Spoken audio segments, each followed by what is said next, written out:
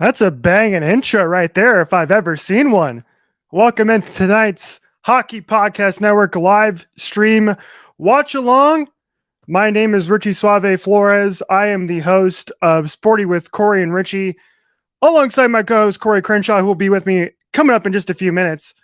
We, of course, cover the Arizona Coyotes here on the network, and that's the game we're going to be chit-chatting with, watching along with you guys here this evening. I know there's a couple of TNT games going on tonight, but why not watch some Sharks and Coyotes instead? You know, gotta get in on the tank for Shane Wright bandwagon.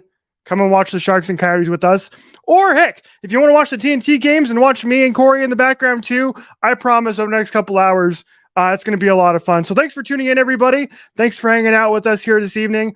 It's a beautiful Wednesday night here in the state of Arizona, city of Glendale. The Sharks and Coyotes game is actually going on. Puck drop here coming up in just a few minutes. Right across the street from me. I literally live right across the street from Gila River Arena, which is in its final legs is the home of the Arizona Coyotes. I'm sure we'll get along to that in just a moment. If you're watching along with us, go ahead and hit me up in the chat. We'll be chit-chatting all night long. Already got a few of you guys hanging out with us. Let's go back and take a look at what we got here. Already got Naughty Gamer chiming in with a 2-0 Sharks score prediction. If you do have a score prediction for this game, pop it in the chat. Let me know. How much do you think the Coyotes are going to lose by tonight? Because by golly, they've been bad as of late. They had a little bit of a great start to March. They were scoring over 5 goals a game. They have now cooled off, and then they're 0-5-1 over the last 6 games. So 2-0 Sharks seems pretty reasonable. Kate, thanks for hanging out with us tonight. We appreciate you tuning in, as you always do. I always enjoy when you chime in here on the chat. And I think the last time I was doing one of these streams, Kate, you weren't feeling well. So I'm glad you're back. Glad you're feeling a lot better. And I haven't done one of these in a while. The last time I did these, one of these, I believe, was when the Coyotes were playing the Maple Leafs a while back. And so it's been a while, but I'm back. Glad to be back here with you. I got my beverage in hand. I got a little whiskey cocktail I'm cranking out here tonight. So if you're drinking along with me, what are you drinking? Let me know what you're drinking. Sarcastic remarks. We're going to get to your replies on Twitter in a little bit, my friend, because we're going to coming up in a little bit. I want to pay tribute to Taylor Hawkins, who lost his life last week or over the weekend due to an overdose, the drummer of Foo Fighters. And so I wanted to bring in that conversation. We'll do that in a little bit and talk about kind of our favorite Foo Fighters songs, our favorite Foo Fighters memories. If any of you have been to a Foo Fighters show, I want to talk about that and how great they are live. And I'll explain why I'm bummed, why I made a mistake about the Foo Fighters recently. We'll do that a little bit later in the show as well. Kate's got a 5-1 Sharks prediction. So I could see that happening for sure. Your goaltenders tonight, I don't know if you can see this in the on the screen here or not, but we're looking at James Reimer and Karel Vejmelka are going to be your 2 starting goaltenders for tonight's game. And Karel Vejmelka just signed up a new contract with the Coyotes, so he's going to be around for a couple of seasons. So got some more predictions here. Sharks 5-0 with 2 empty net goals. Would not surprise me one bit at all. 9-5 Sharks. Now, here's the funny thing about this. The Coyotes, like I said, earlier in the month of March, were scoring goals like crazy. And they had a couple of games where they scored One game they scored 8 goals. One game they scored 9 goals. And one of the games was like an 8-5 game that the Coyotes ended up winning.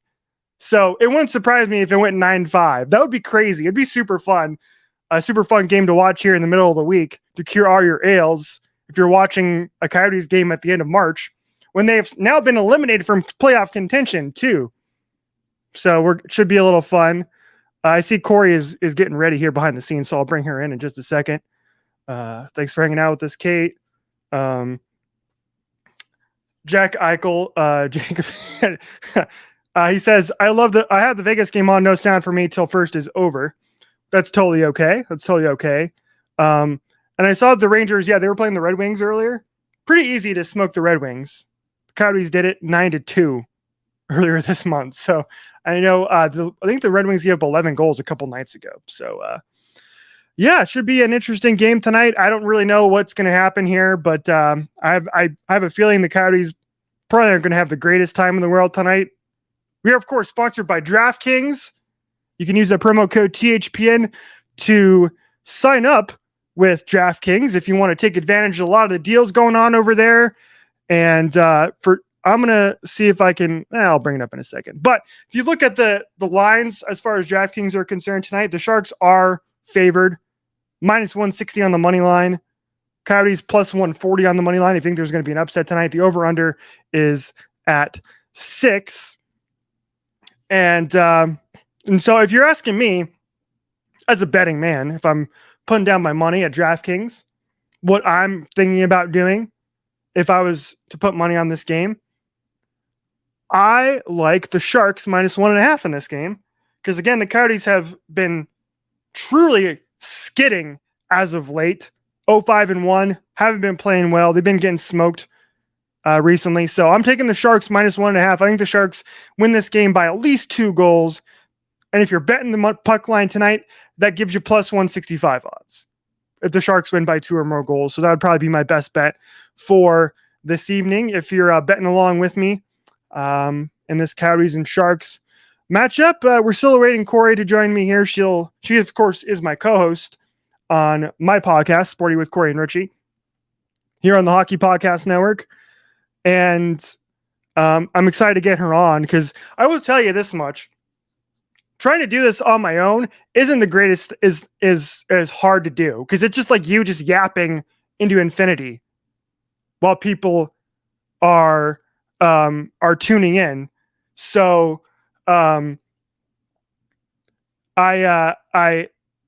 appreciate you guys letting me vamp here for the first few minutes of the show while I'm waiting my co-host again to join me. And so I'm looking forward to this game tonight. There's also another big game going on here in the city of Phoenix too, where in the NBA, where the Phoenix Suns are playing the Golden State Warriors over in California tonight. That's the NBA's best team. So I'm going to be keeping my eye on that as well tonight. So my apologies if I get a little bit distracted once in a while when it comes to the NBA tonight, but I will do my best to focus here on the Coyotes and the Sharks here on the Hockey Podcast Network live stream. Thanks again for tuning in. Again, if you are tuning in and you're watching me, comment. Let's get some conversation going here. Come at me. I know some of you on the Hockey Podcast Network YouTube channel, and if you're not already subscribed, do so. Make sure you subscribe. Make sure you like the video. I know you guys know that I have some hot takes coming your way over the next little while. So if you want to come at me, come at me. I'm ready to fight, baby. I'm ready. Let's go. Let's duke it out here as we're getting ready for the puck to drop here in Glendale, Coyotes and the Sharks from Gila River Arena, which, once again, if you are behind the times here, Gila River Arena is no longer the home of the Coyotes starting next year. In fact, they are moving away from Gila River Arena in Glendale. Next year, they're going to be playing, and I want to hear your thoughts about this because sometimes living in Arizona, we kind of live in a little bit of a bubble, and we kind of live in this like area where we just are talking to ourselves as Coyotes fans a lot of times, and it's hard to get an outside perspective from time to time. And so if you're in the chat, let me know. What do you think about the Coyotes moving into and sharing ASU's hockey team's rink next season? It's going to be about 5,000 capacity or so. It's going to be one of the coolest venues, in my opinion, in the NHL. And to me, it's going to be like, I got to go to a game there next year. Even if the tickets are, $200-$300 a piece to watch a bad team play hockey there. And I'm excited for it because hopefully over the next 3 years, the Coyotes will end up being in a much better position than they are now. So again, yeah, we're in our last few games at Gila River Arena here as we wind down the season. As the Sharks and Coyotes are indeed underway now. And Luke's saying, let's go Sharks. What do you think the score is going to be tonight, Luke? Let me know. Like I said, if I were a betting man, I would have bet the Sharks minus 1.5 goals. Cori's still behind the scenes here. I know she was dealing with some issues here. Cori, give me a thumbs up if I'm sounding okay. Do I sound okay now? I do sound okay. All right. All right, ladies and gentlemen, this is the moment you've all been waiting for. You've listened to me for 10 minutes straight, yapping by myself, trying to get you excited for this Coyotes and Sharks matchup at the end of March. And Luke says 9-0 Sharks.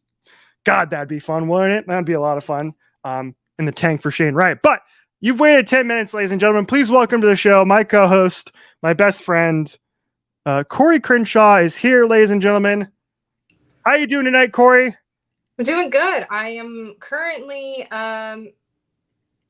AirPodless. So if there's an echo of anything, please let me know because I'm doing this without any type of headphones or anything because of the fact that once again, we had the monster that is my AirPods and your voice. This time, instead of having the high-pitched voice, though, your voice was very low and slow. And it was every time I would log on to StreamYard. So here we are, and hopefully the audio isn't terrible and everyone can stand me this way because does anyone have corded headphones anymore? Is that an actual thing? Because I could not find any. That's actually a great question. Yeah, because I don't actually. The only ones I have are that I use for. I have some Beats that I wear once in a while. Those are corded, but I need those for. Oh, I have old Beats. I could have whipped those out. Oh, but I don't have the right adapter. They have the old headphone jack on them. Yeah, exactly. That's my Beats as well, which are my backup in case my AirPods are dead. That's what I use. But other than that, I don't anymore. I'm pretty much all like I was a holdout for AirPods for a while. And if you're in the chat, by the way, what is your stance on AirPods? Because for the longest time, I thought AirPods were douchey. And I was like, I'm never, ever going to wear AirPods, like ever. And then about 2 months ago, I was like, screw it. I need to go all in. So I got some AirPods Pro, and that's what I'm rolling with right now. So I can't be alone now, Cori. Were you surprised? Because I always told you this for the longest time, that I always called people who wore AirPods douchebags. And were you surprised when I told you that I was hopping on the bandwagon?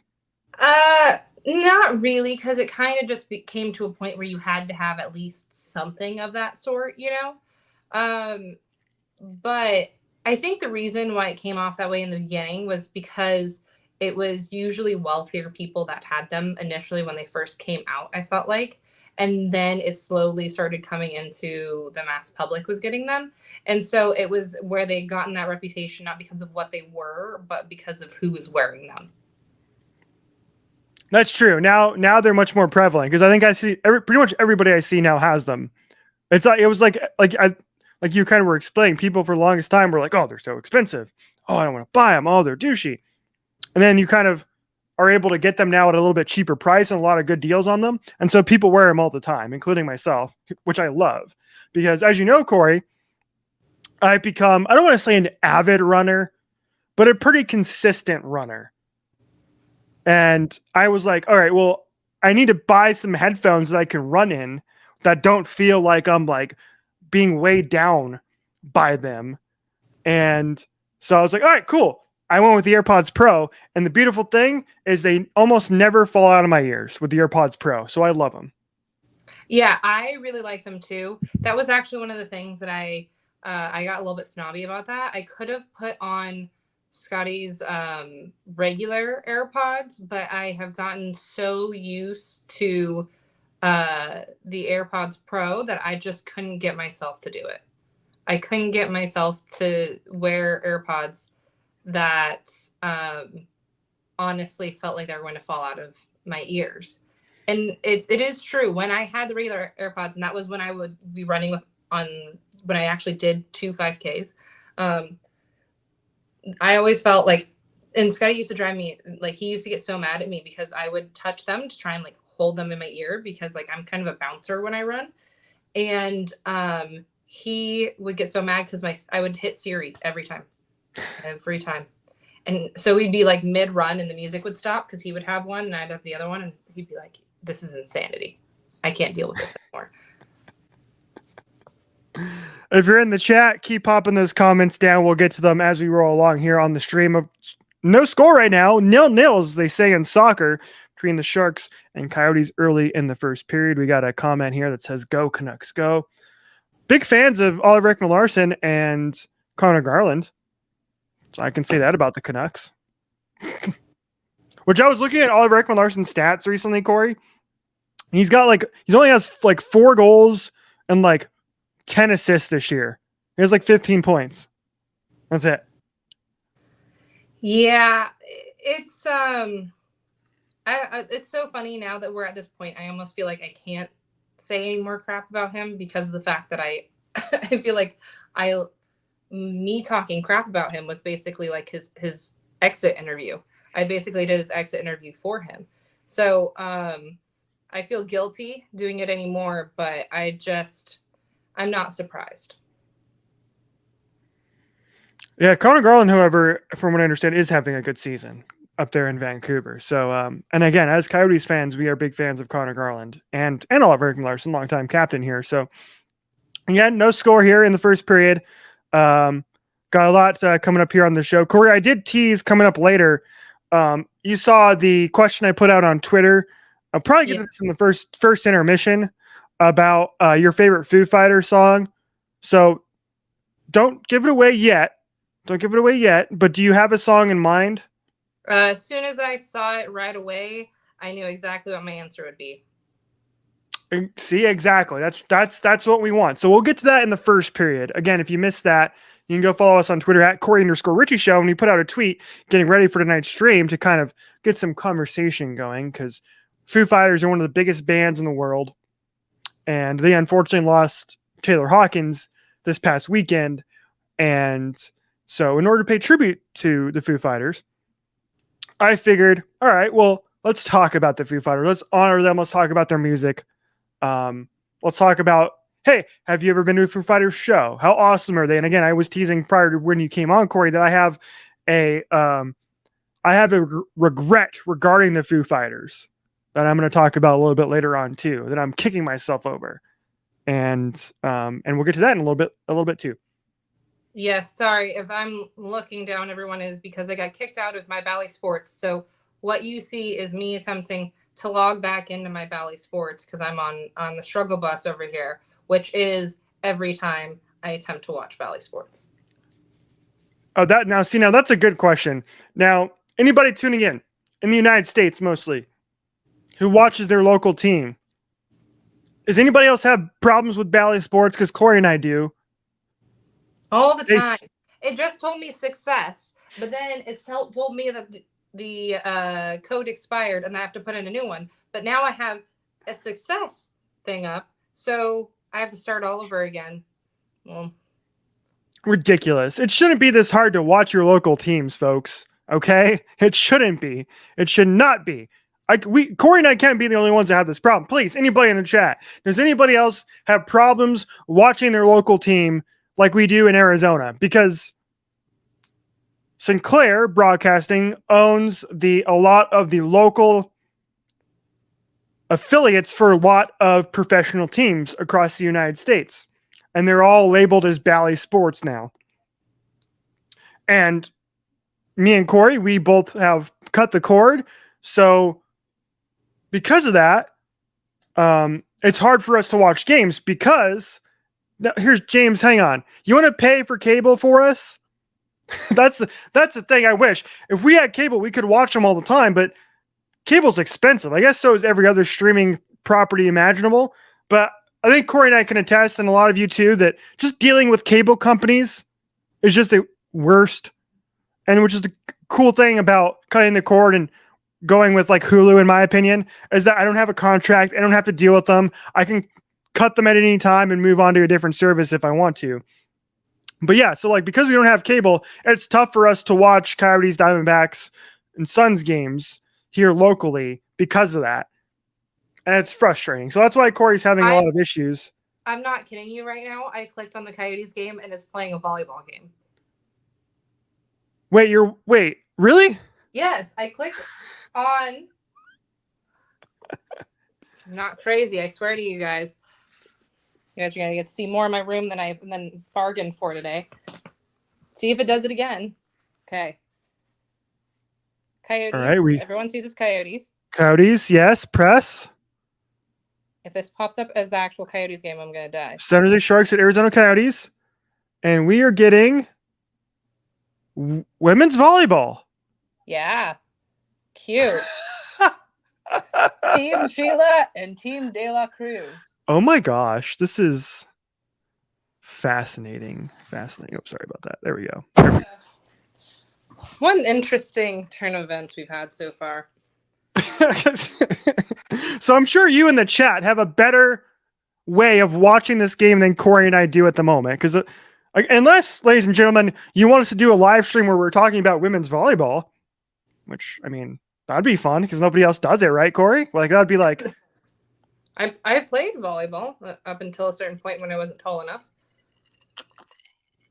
There's a certain point where you get to, like, where you stop growing as a female, and then as everyone else grows taller than you, you're just like, it's not making it any further. You know? Right. But, yeah, so... Oh, there we go. That's what a world we have going on here. Bally Sports, you need to figure your shit out. That's all I gotta say. Well, we're not missing much because it's still a 0-0 game, and San Jose is out shooting Arizona 5-1 right now. On the other side of things, though,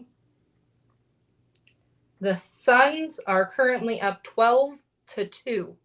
Hey, there we go. Let's go. Let's go, Suns. Best team in the NBA. I told you, folks, this was going to turn into an NBA stream at some point, but I was kind of half joking.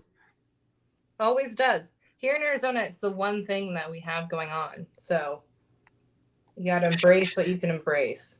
Ain't that the truth? Ain't that the truth? So I'm sure like a lot of you folks around the country have kind of the same problem we do, which is like a lot of your teams may be bad, and so you only have like one team to hang on to, and that's about it. For us right now, that's the Suns. Oh, it looks like Team Sheila won. Team Sheila won. Yeah. At least, yeah, Team Sheila, they're celebrating. So in case you're wondering which one won, Team Sheila did. Congratulations, Team Sheila. Congratulations. I don't know. I don't understand what's going on. Why it's not allowing you to watch the game. That's so funny. I have no idea. God only knows. Well, until we get that fixed, we'll just keep chatting here. Again, Coyotes and Sharks scoreless. I don't know what the TNT game is tonight. Let me look it up and see what we got for the TNT game. The TNT game right now is Golden Knights and Kraken. They're the other TNT games. So if you want to check that out, you can go and check that out on TNT. Which would probably be better for us right now because at least we'd be able to tune in and watch it. Unlike this Coyotes and Sharks game at the moment. So yeah. But if you're watching us in the chat while we're having issues getting this game and being able to watch it, please comment We ask know us Sheila questions. fans. Yes. Team Sheila. I wonder what like league that was that you were watching. I wonder if it was like a semi-pro league or something. I have no idea. I think they said her full name on there. Let me see if I can Google her. Yeah, while you're doing that, yeah, please. Let us know what do you want to talk about as we roll through here this evening. Because again, we're in a scoreless hockey game right now. The Sharks are on the power play. Not much to talk about. So if you got something you want to chit chat about, NHL, NBA, hit us with your comments here on YouTube. Make sure you subscribe to the channel. Make sure you like the video. Make sure you sign up with DraftKings using that promo code THPN. Was making money over the weekend. And the Sharks have scored, Corey. It is 1-0 Sharks as the Sharks get the lead early in the first period. I believe on the power play. And on the power play. And it is Scott Reddy who is scoring just his second goal of the season for the San Jose Sharks. It's very encouraging for the Coyotes. And their one shot on goal is also extremely encouraging. Lawson Krause out of the lineup tonight. No Jacob Chikrin as well. He's still recovering from his injury. Fortunately, we found out yesterday that Lawson Krause injured his hand, probably going to need surgery, going to be out for the rest of the season. And that's unfortunate because he had 20 goals this year. Was really having a great season for the Coyotes, coming off of a season last year where he struggled to find the back of the net. So tough loss for the Coyotes there. Thanks for tuning in. Stefan, hope I'm saying that right. Appreciate you tuning in. Let us know what you think of the stream. Who do you think's going to win tonight, Stefan? Do you think the Coyotes can come back from the 1-goal deficit, get back in the hockey game and defeat the Sharks across the street from me at Gila River Arena? Let us know. My update on Sheila is that she's a Brazilian volleyball player, and she is currently with the Athletes Unlimited Volleyball. Oh, there we go. Athletes Unlimited Volleyball. It is a professional indoor volleyball league in the U.S. founded in 2021. Hey, there we go. The more you know. So there you go, folks. Sometimes you tune into these streams and you learn something. Sometimes you don't. That's what we learned tonight, ladies and gentlemen, is that Athletes Unlimited has an indoor women's volleyball league that you can watch on Bally Sports instead of watching the Coyotes, who only have one shot on goal, but at least they're putting their bodies in front of it because they have 7 block shots. So the effort is there, but it's just a defensive effort. Yeah, shout out Karel Vejmelka. Again, he signed up at his new contract here for the next couple seasons, and he's keeping the Coyotes in the game right now. So, about 7 minutes to go in the first period. Not much going on in that game right now.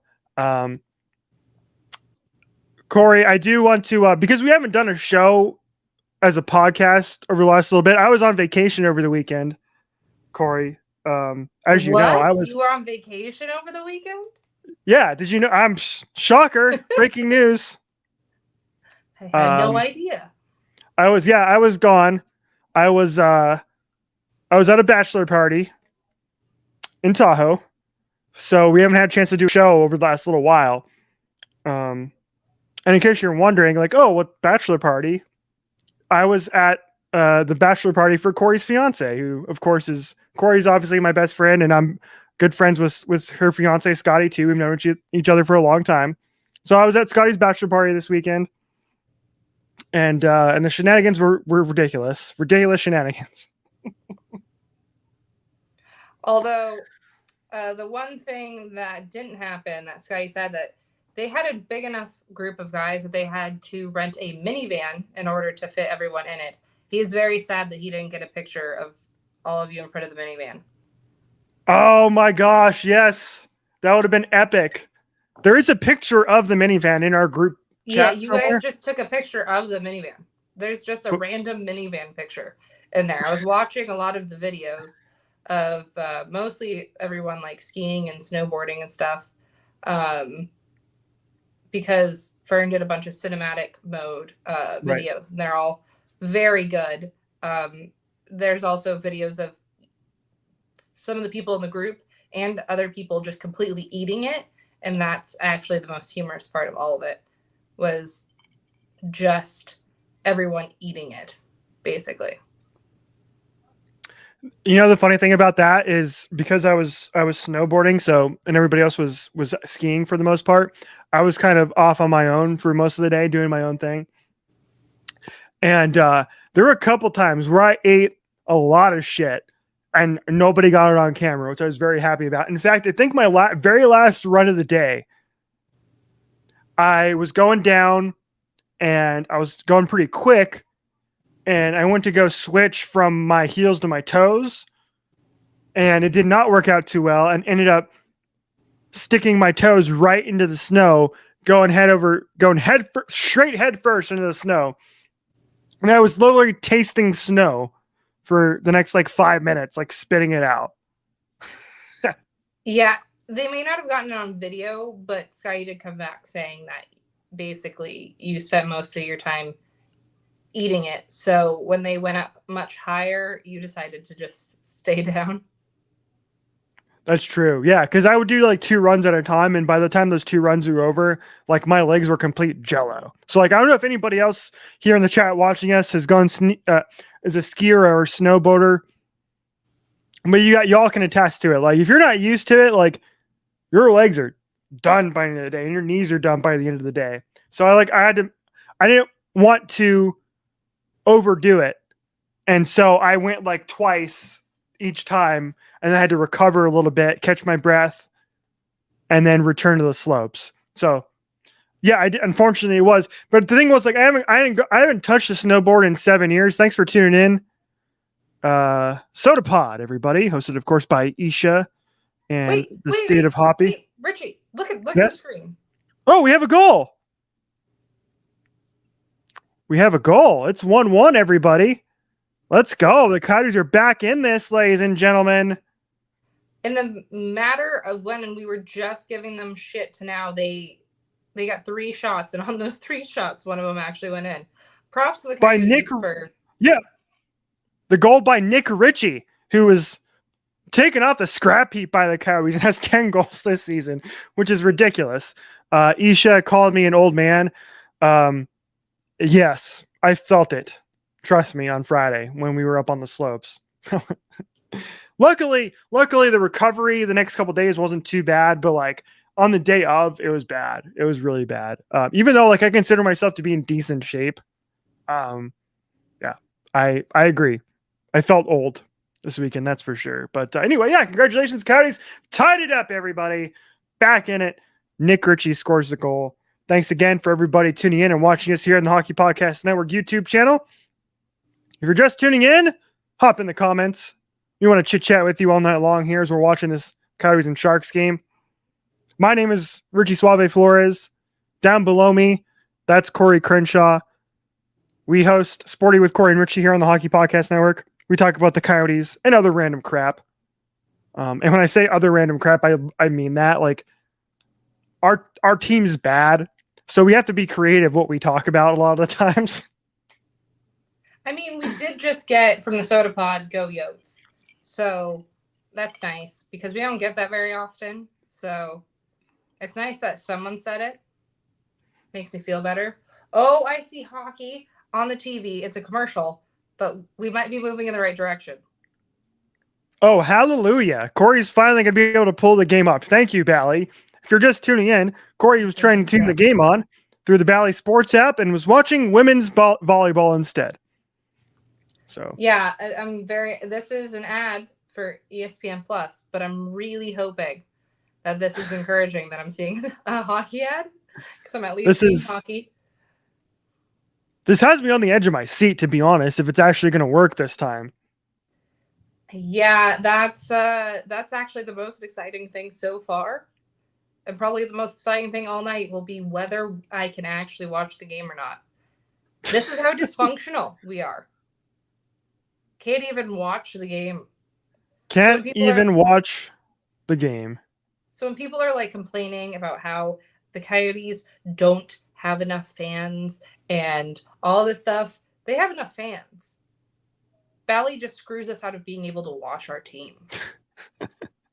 Ain't the truth. Pretty much everybody I talk to always shits on the Bally app because we were, in fact, speaking of the weekend in Tahoe, we were watching the Suns game, and all of us were like, yeah, if we can get the game up through the Bally app, haha, it was a joke. And we did. And the Suns won that game, as they do.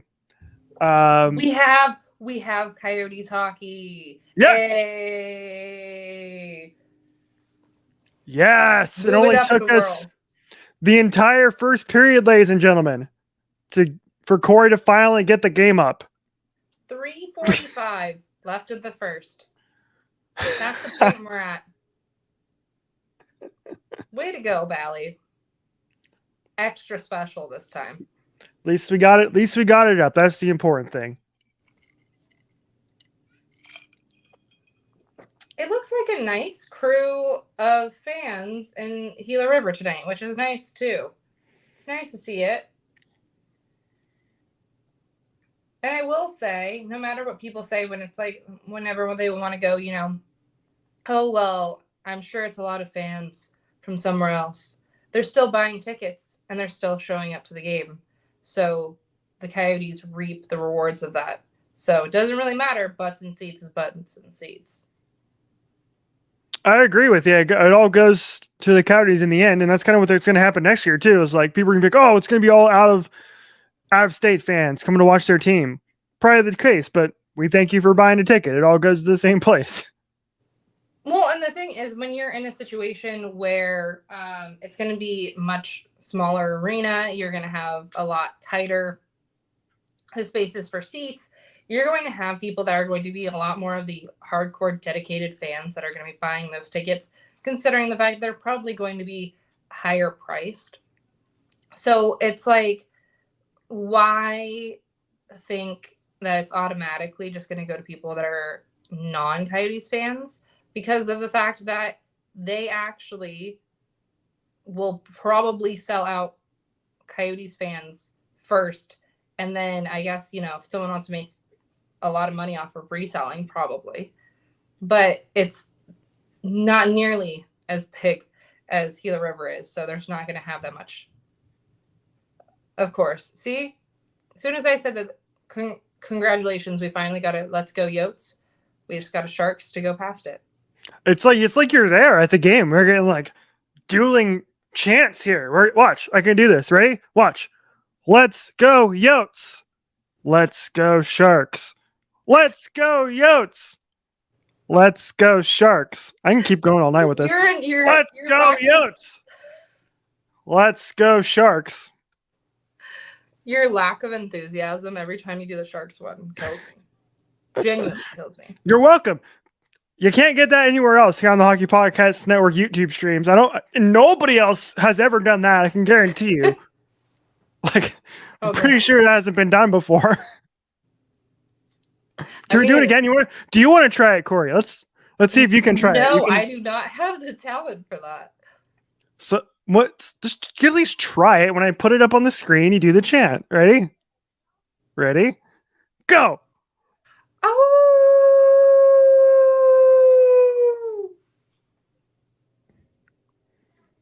Woo.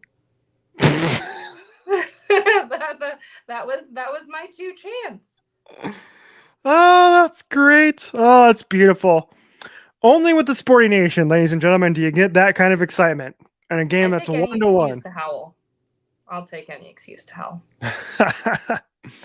Yeah, actually, you know what's funny? I haven't been to a game all year. The last game I went to was the game right before the COVID shutdown.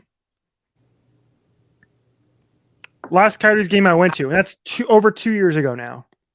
I live right across the street. Forever. It feels like it's been forever. And that sounds like a personal problem, Richie. The fact that you live right down the street and you haven't been to a game. That sounds like a personal issue. Honestly, it is. It's like I want to try and save money. It's part of the problem. Wait a second. You gotta put up the latest comment up on the screen. Oh. TBPN is giving us THPN our own chant. This is really great. I love it. I love it. TBPN, we were actually just talking about the Suns score earlier, so we gave a little basketball nod earlier. So we did. We're here for you. I have my son's hat lying over here. But I was like, I'll wear my General Tire hat instead. We'll go. So I go General Tire. Anyway, thanks for tuning in, everybody. We are at the first intermission, and this game is 1-1 after one period of play. Thanks for tuning in to the Hockey Podcast Network YouTube channel here this evening. Coming up in just a minute or two, I teased it from the top of the show. I do want to get into this Foo Fighters conversation, and we'll do that in just a moment. But I got to pee. Shocker. So I got to take a little potty break. So we're going to go to break here, come back, and do some more chit-chatting. Comment in the chat, like, subscribe to the channel, all that extravaganza, and we'll be back in about 2 minutes, everybody.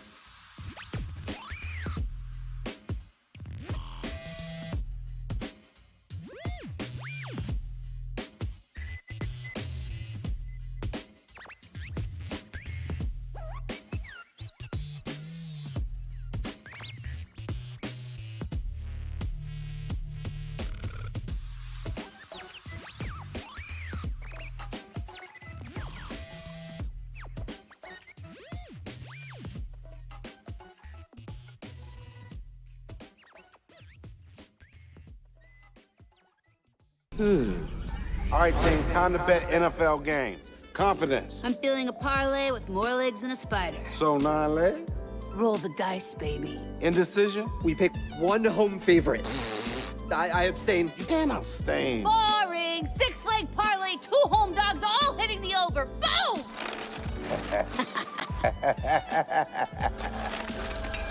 Download the DraftKings Sportsbook app and feel the NFL action like never before.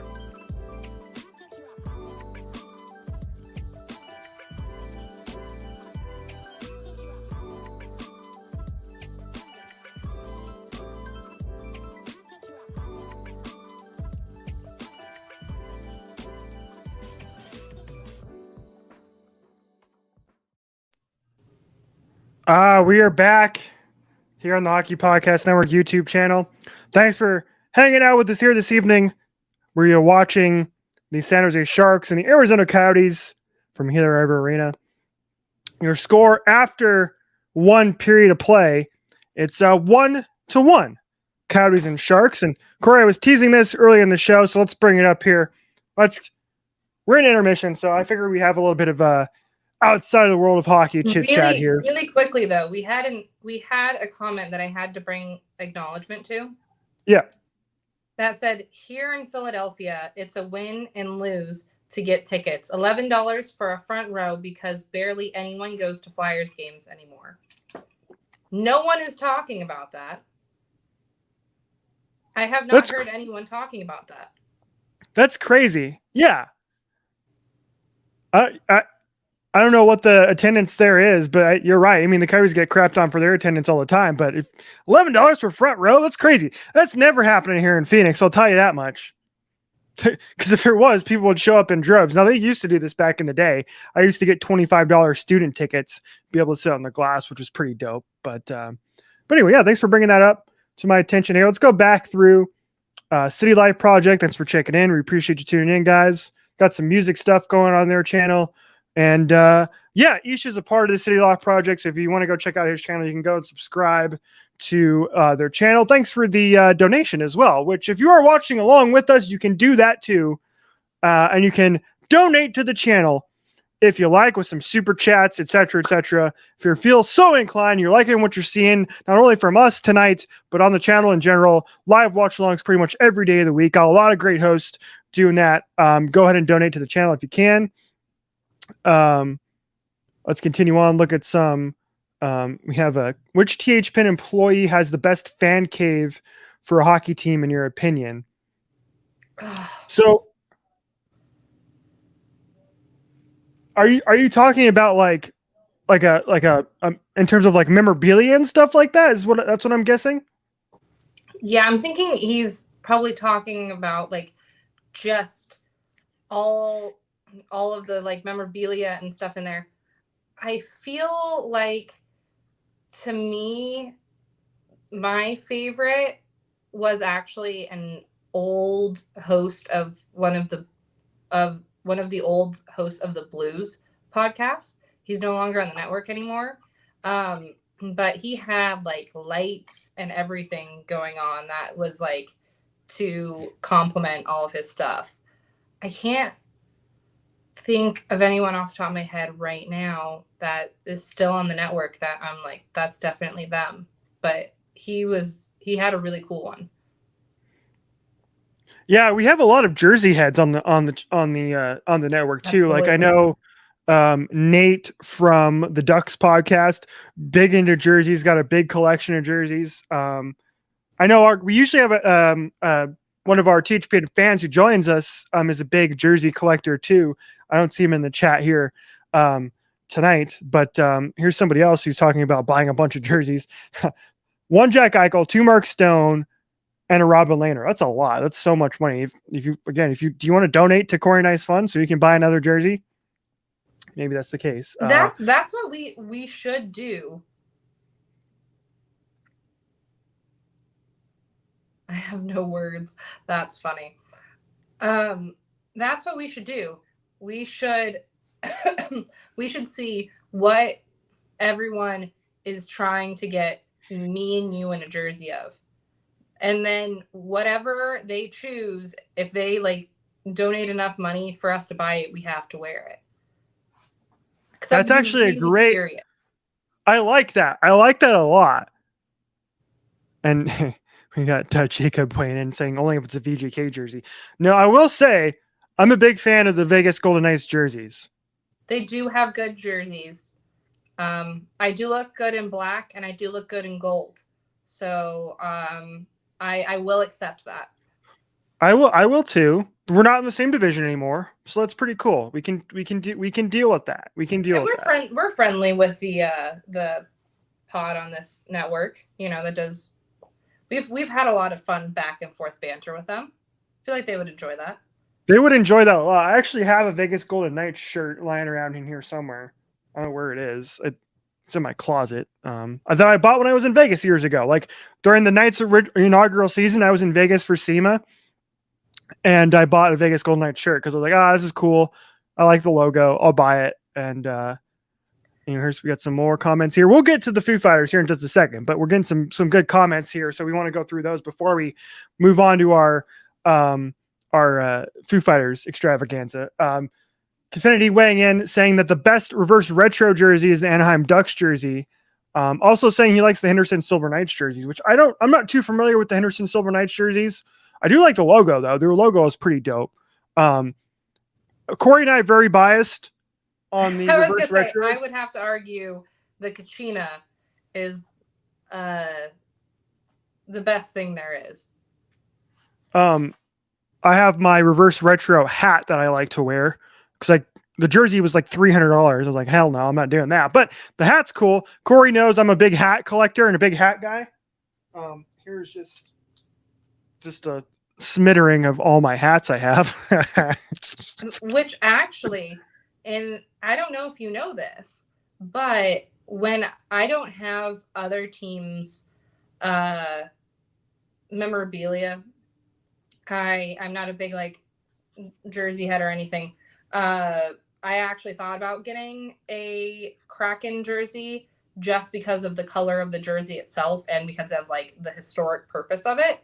And I got annihilated by people. People were angry that I would be wearing a Kraken jersey. And I just, I was back and forth on whether I was going to do it anyways. And then after that, I was just like, maybe I shouldn't be wearing a Kraken jersey. But I do at every place that I go, every new arena that I go to, I always buy a hat, and I usually try and buy or get a puck. So I do have hats of different teams. So I don't have jerseys, but I do have hats of different teams. That's a lot less expensive. Yes. Jacob weighing in. This is a great joke. Wait, no, it has to be Ducks legend Evgeny Dadonov. That's a good joke. Sorry about that. What a joke that was by the NHL, by the way, to not realize that there's a no trade list. But we can get into that another time. Anyway, we got about another 5 or 6 minutes before we get back into the action, the second period of this Coyotes and Sharks matchup. But while we have some time here, go check us out on Twitter at Cori_Richie Show. You can weigh in on our topic here, which is in honor of the late, great Taylor Hawkins. We wanted to know what your favorite Foo Fighters song is. Got this news on Friday night, and I looked at it, and again, I was up in Tahoe, and I was like, oh, fuck. Like, God damn it, that sucked. And I kind of like put a damper on my evening a little bit. And it's funny because I mentioned it to a lot of the guys that we were there, that I was there with, Corey. I don't think any of them were like as broken up about it as I was. Like, you have no idea how much this like sucks when I first heard the news that Taylor Hawkins had died. But anyway, to honor him, one of the greatest drummers of all time, we want to know what your favorite Foo Fighters song is. So let me scroll down through some of the comments here. Michael says Everlong. That's like the classic Foo Fighters song, right? I feel like that's the song that like is at the top of every playlist is Everlong, and I don't blame them for that. Paul says, if I can only pick one, it's got to be the acoustic version of Times Like These. I actually would enjoy that. I like Times Like These a lot. Monkey Wrench from your boy SV. And then we also got some replies from more replies from Sarcastic Remarks, which for some reason isn't popping up on this particular feed at this moment. But yeah, so that's just a couple of the mentions we got as far as people weighing in on that. And if you can weigh in in the comments what your favorite Foo Fighters song is, and we'll continue to talk about that through the rest of the evening and through the rest of this game. Corey, you said that you had one song immediately pop into your mind. What is it? All right. So Everlong, I did think was a good one. I have a playlist that's just of like things that just calm me whenever I need them to calm me. And the acoustic version of Everlong is on that playlist. So that is a good one. But there's a song that I fell in love with when I was a kid. It was in interesting little factoid of me. I used to race motocross, and it was in a freestyle motocross video that my brother and I were watching, and I fell in love with it right away. And it was funny. I was young enough. I didn't know what the song was or how to find the song. And so my dad goes, oh, well, I know this great way to figure it out. It was Googling it when I was a kid. I thought it was magical and wonderful because, I was still around when dial-up, was a thing. And then getting to the point where you could Google lyrics to a song and pop it up. Thought it was the coolest thing ever. And so I may have a little like bias on this because of the fact that it was like a really cool moment in my life, just of like culturally. But Learn to Fly was something that stuck with me literally from the moment I heard it. I'm so glad you mentioned it. And this is, ladies and gentlemen, this is why Corey and I think get along so well and why we're the best of friends.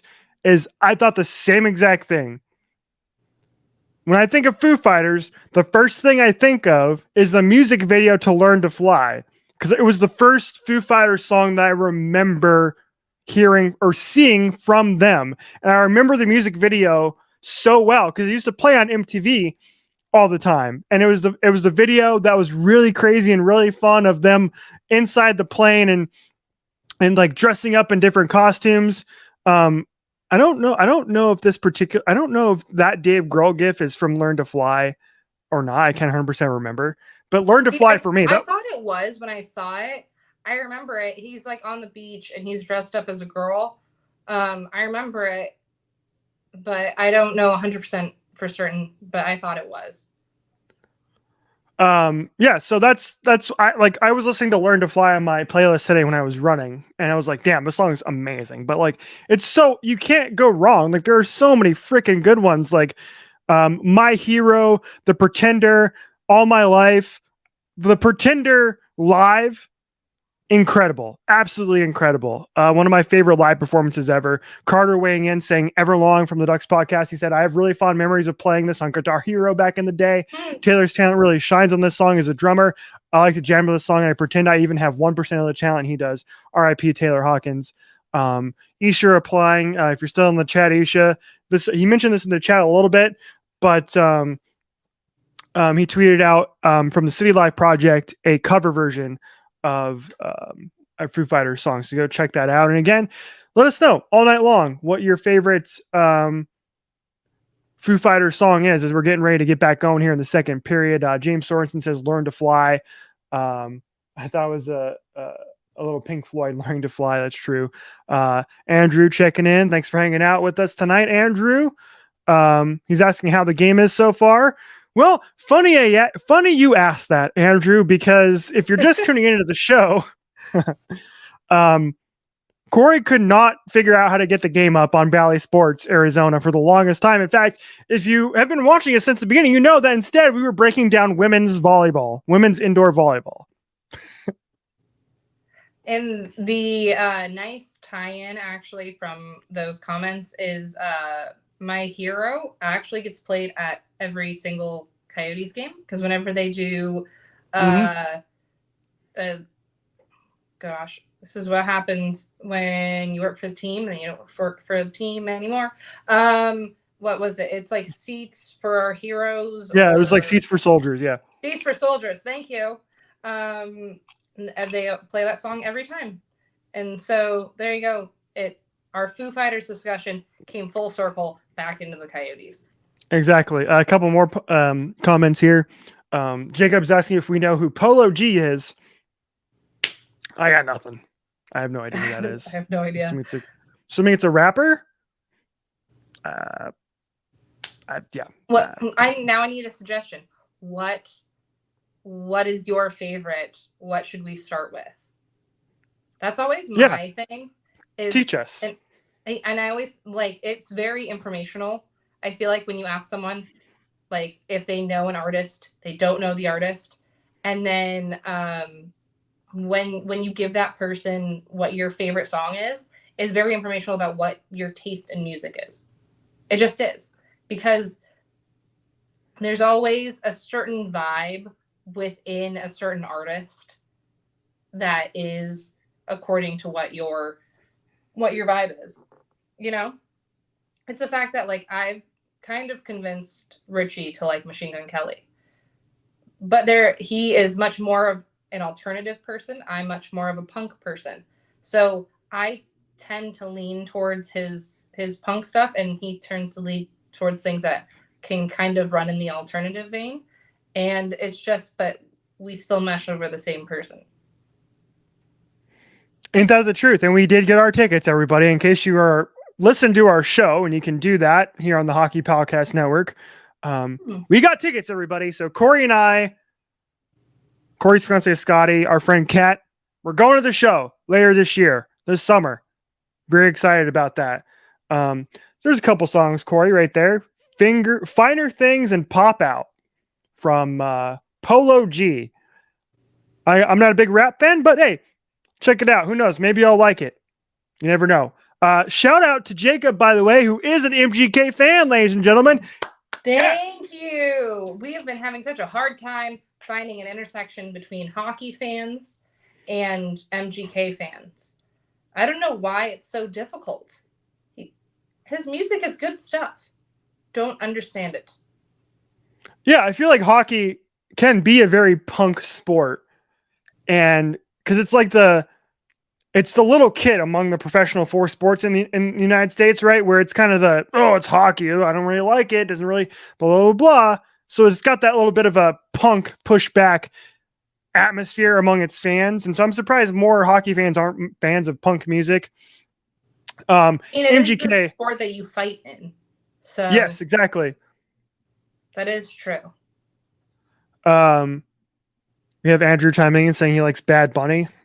Another artist who I am not very familiar with, but like a lot of people like it. We go Jacob chiming in once again saying he listened to MGK for a good 3 months nonstop back when Rap Devil came out, back in his rap days. Yeah, there's it's funny. I went to the one over his last album. It was actually down in Mesa, and it was, I think it held, what did we look up? It held like 5,000 people max. And so it was very intimate vibes. And when he put on his show and he went into his rap, it's funny how many of his fans have meshed over like the two genres of his, because it seamlessly flowed from his punk to his rap and back out. And it was immaculate vibes all around. From beginning to end, I have no arguments with the whole thing. It was so good. Yeah, I can't wait to see him live. I haven't had a chance to dive too deeply into his most recent album quite yet. I listened to a couple of the songs. But I've been listening to another album that came out this past week on a loop quite a bit. So I want to listen to that one before I move on to diving deep into the MGK. We have this Cori, this comment right here. You know how much I appreciate this one. That is speaking to Richie on a deeper level. Deep. Yes. I've mentioned this multiple times. I believe we did like on a previous episode of our show, we did a thing where we were like, okay, well, what song represents you the best, or like would be your like your anthem, I guess. And I picked Weird Al's White and Nerdy. What did I pick? I don't remember. I don't remember what you picked. I don't know what I would have picked. Because whenever that question comes up, I pick the same thing, which is White and Nerdy, because it's true. I'm white. I don't know what I would pick as my anthem. Like I know, what are my favorite songs, but I don't know which one would be. That's actually a really good question. I don't know on that one. I don't even know what I picked, to be honest with you. My favorite song ever is oh my gosh, I can't. House of the Rising Sun. But then if you go into my favorite band, which is Blink-182, my favorite song of theirs is Anthem Part 2. But I wouldn't say either of them is my anthem. So I don't know. That one's something we have to think about, or go back to that episode and see what I said. James weighing in, he says Comfortably Numb by Pink Floyd and Under the Bridge by Red Hot Chili Peppers. Comfortably Numb is so good. Two great Pink songs. Floyd. Two great choices, James. Thanks for tuning in tonight. Checking us out here on the Hockey Podcast Network YouTube channel. Let's reset this bad boy a little bit if you're just tuning in and watching us here on the Hockey Podcast Network. My name is Richie Suave Flores. My co-host is Cori Crenshaw. She's right down below me as we are watching the Arizona Coyotes and San Jose Sharks go at it in Glendale, right across the street from me. Coyotes are getting outshot right now 12-7 in favor of the Sharks. The game is, of course, tied at 1 goal apiece. If you are watching us right now, go ahead and comment. Get the chat buzzing. Chit chat all night long. Doesn't have to be about this game. It can be about hockey. It can be about music. We just spent 20 minutes talking about music. A kind of a staple of Cori and I's show in general is how often we like to talk about music on our show. So we appreciate you guys chit chatting.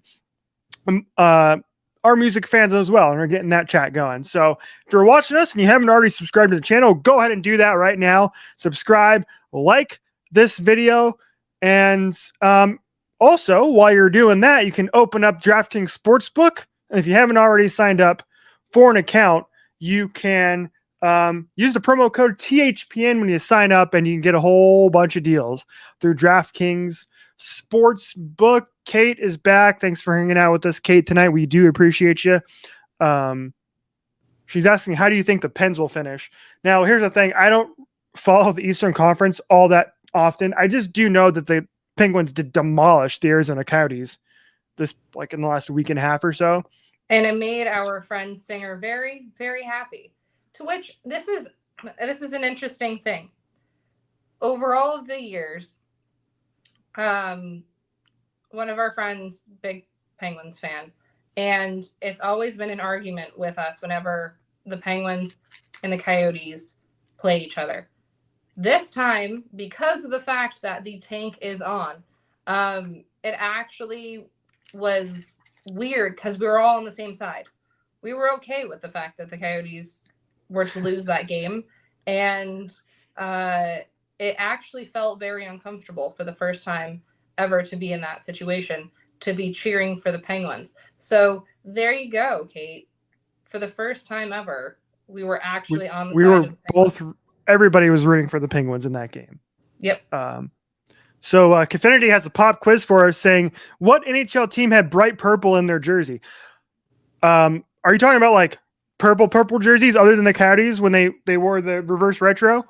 Because the answer, the LA Kings wore purple back in the 70s. So I'm going to go with the LA Kings. That was going to be literally the exact answer I was going to give in that order. So I'm really glad that you did that because it saves me time. Also, I had a perfect circular ice cube in here, and I was going to show you that I got that mold to get a perfect circular ice cube.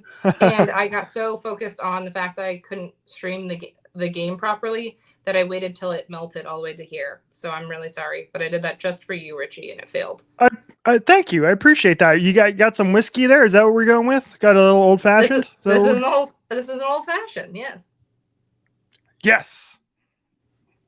In case you're just joining us. I got the proper ice cubes for you now. Yes.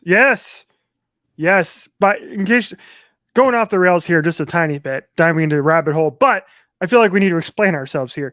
Coyote score. Yes. 2-1. 2-1. Yeah, I'm just not there yet. Okay, Cori's feet is behind, but the Coyotes now lead 2-1, everybody, in the second period. God, that felt like oh God. Sorry, I'm very far behind, and there was like a Mike Smith-esque getting way too far out of the net. We were right, by the way. Confinity said yes, the LA Kings. Nailed it. Andrew chiming in here as Cori's catching up to the game. So I'll just roll through these comments here. We were just talking about music. Beatles, Rolling Stones, and Beach Boys are Andrew's favorites. Andrew, have you watched the new Beatles documentary, which is on Disney Plus here in the States? I don't know where else it is streaming around the world, up there in Canada where you are. Have you had a chance to watch Get Back yet? The new Beatles documentary that was directed by Peter Jackson of Lord of the Rings fame. Incredible. Absolutely incredible. If you haven't seen it already. Have you gotten to the goal yet, Cori? Are you still that far back? I'm watching all the replays of it. It was a really nice shot by Jenik. Good for him. Wait, Cori, this is breaking news. That is Jan Yannick's first career National Hockey League goal. It's not. Sorry, it's his first goal of the season. He scored 2 goals last year. Yeah, I don't like his name, though, because I just don't ever feel like a J should say a Y sound. So I'm going to call him Jenik till the day I die. He is one of the Coyotes' up-and-coming prospects. So good for him that he's getting a role. And I'm glad you liked it, Andrew. Like, seriously, if you haven't seen it already, go watch it. Anybody in the chat, even if you're not a Beatles fan, even if you're just a music fan in general. Cori, I don't know if you've gotten around to watching it yet, but it is like one of the coolest things you ever watch. And I'm talking about the Beatles Get Back because It's so raw. It's just watching Ringo, John, Paul, and George as a foursome, like doing some of their best work they've ever done. And just, it's a one big jam session. And it's like the coolest thing ever. And it's really long. I think it's 3 parts. It's about 7 to 8 hours long, if not more. And, it's well worth every single second, and it culminates with the rooftop concert and like full 4K. It's so cool. It takes place right around the time that they are putting together, like one of their last albums, and it's incredible. And go watch it if you haven't had a chance. I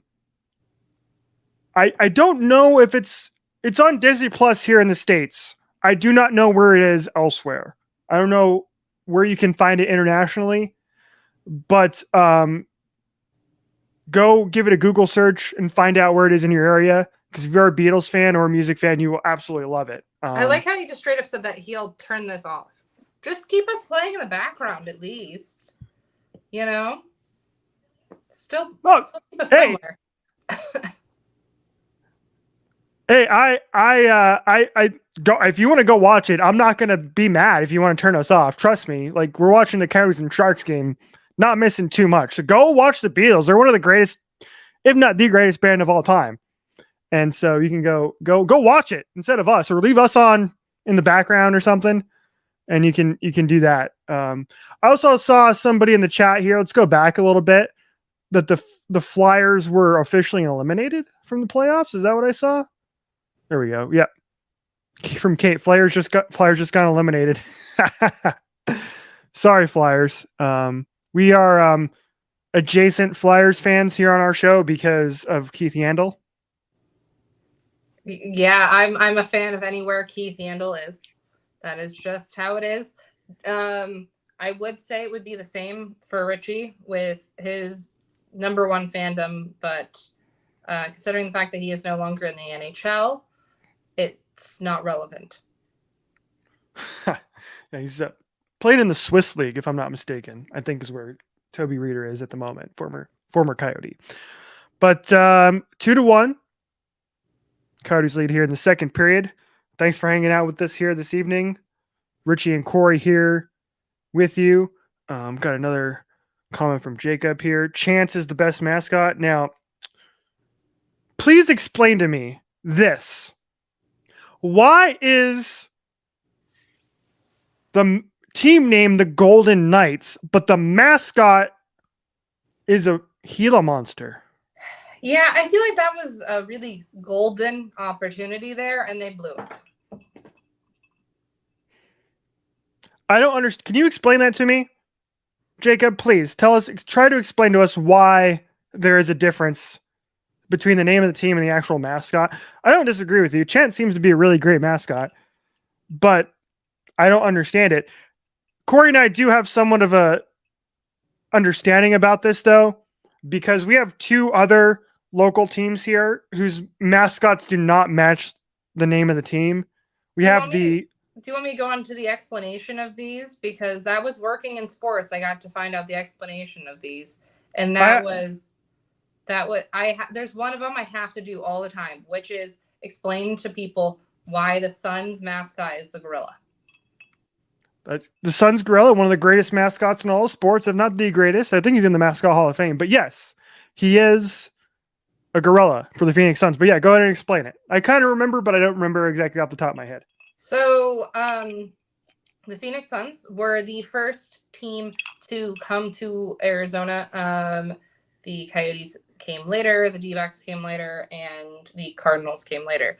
And at that time, the biggest thing that was going on in Phoenix, apparently, was a gorilla that was at the Phoenix Zoo. So they then made the Suns mascot a gorilla in homage to the gorilla at the Phoenix Zoo. I feel like it's kind of a Harambe before Harambe, you know? Yeah, a little bit. Yeah, and then they would have this gorilla mascot show up at games and like dunk and stuff like that, and it eventually became a thing, and that became the official mascot. So that's why the Phoenix Suns have a gorilla as their mascot. The other local team, Cori, the Diamondbacks, have a bobcat as their mascot, despite being a snake.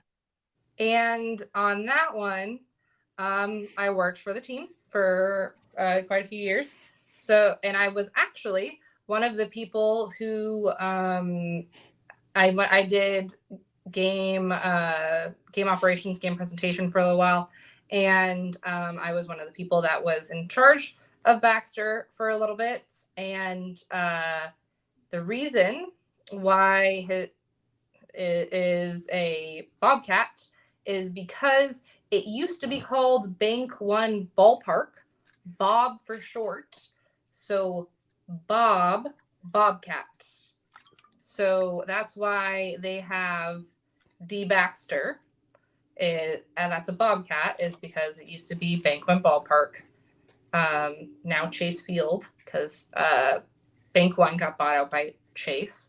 And so that's why he is Baxter the Bobcat. And the other side note to that is that allegedly the person that came up with that idea was the son of former Diamondback Jay Bill. I don't know if you knew that or not. I did not know that. That is new to me. Mm-hmm. Exactly. So the more you know. There you go, everybody. You're learning a lot tonight. We've learned about the women's volleyball tonight. We've learned about music tonight. We've learned about mascots. Apparently Vegas has two mascots. They have Chance, and then they also have a knight as well. Wait. So are you talking about the one that's like there's always a knight on the ice during their pregame show? They do have the coolest pregame show. I will admit to that. But I think it's a little bit biased because of the fact that it's Vegas. They have enough people that are actors and people who do shows in general in order to have a really awesome pregame show. But so are you talking about the knight that is on the ice there for that? Or does he actually do like mascot stuff like in the stands? This is my next question is he just for the pregame show, or does he do stuff outside of that? Yeah, we'll let Jacob answer that question in just a second. We have Josh hanging out with us. Hi, Josh. Thanks for setting this up tonight. Josh is our main guy behind the YouTube channel. Puts all the nuts and bolts together. He's the guy that allows us to go live. Look tonight at here in the that Hockey picture. Podcast. Like where is he standing in front of? Like that's gorgeous. Wherever he's at. It is. That is really nice. Reminds me of the Lake Tahoe a little bit. Nice gigantic lake. So Andrew says yes, the night. Yeah. Okay. So anyway, it's 2-1 Coyotes in the second period. The Coyotes are getting outshot 18-10. A little bit past the halfway mark of the second period, with the Coyotes leading 2-1. Your goal scorers for the Coyotes tonight are Jan Yannick, who had the second goal, and of course Nick Richie, who is a 10-goal scorer with the Coyotes this year. You never know. Scott chiming in. Thanks for hanging out with us, Scott. Says the Minnesota Wild are on a 7-game win streak. We got a good hockey team up there in Minnesota. They I hope Minnesota gives the Western Conference a run for their money this year, because I wouldn't mind seeing Minnesota at least get a run for a championship, something that team has yet to do. Cori's a Minnesota Vikings fan, so she kind of knows that Minnesota sports really can't have nice things. So that is true. You would think as an Arizona person who knows that we can't have nice things, that with my dad being from Minnesota and raising me as a Vikings fan, that I would, have some luck outside of the state of Arizona, but all he did was choose another state that has just as bad of luck as Arizona does.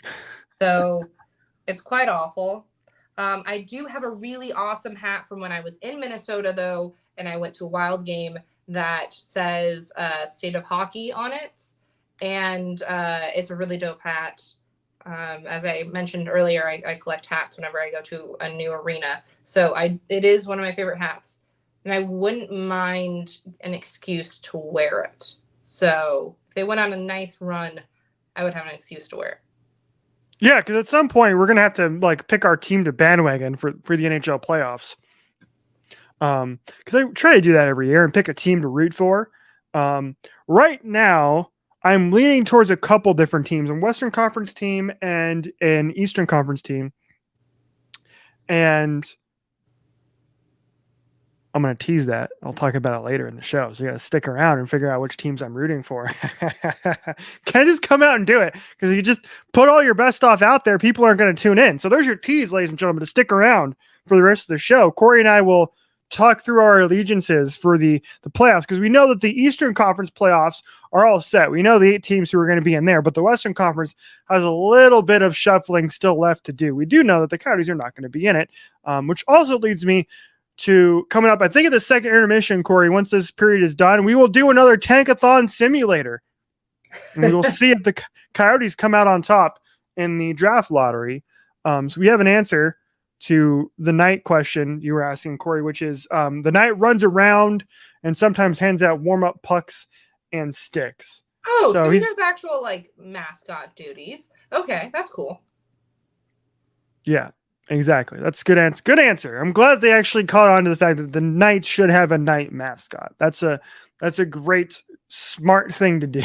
It seems so easy, so linear, right? One to the other.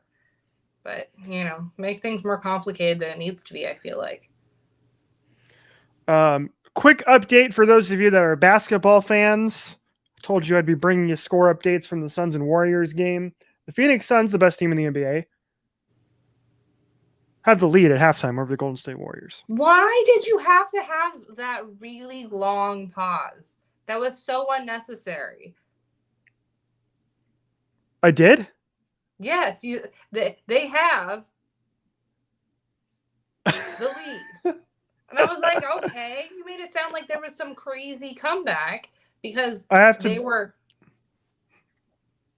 up by quite a lot last time we checked. So to build in some drama once in a while. Apparently. Us not actually being able to watch the game earlier wasn't enough drama for you.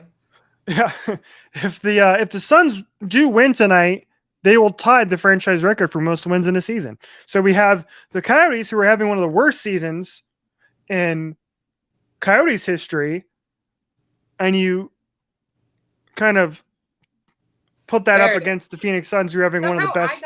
Somehow I got the Sharks goal before I recorded the Sharks goal. Oh, maybe I just didn't see it. But yes, the Sharks have tied the game against the Coyotes. Anyway, but yeah, so a nice little dichotomy between the Suns and Coyotes. One of the worst teams in the history of the Coyotes, and the Suns are having their best season in the history of the team. But again, yeah, Sharks have tied the game up at 2 apiece. The goal is from let's see. Does it not have the goal in here? Heck, it doesn't have there. I can figure it out. Anyway, it's tied up at 2. If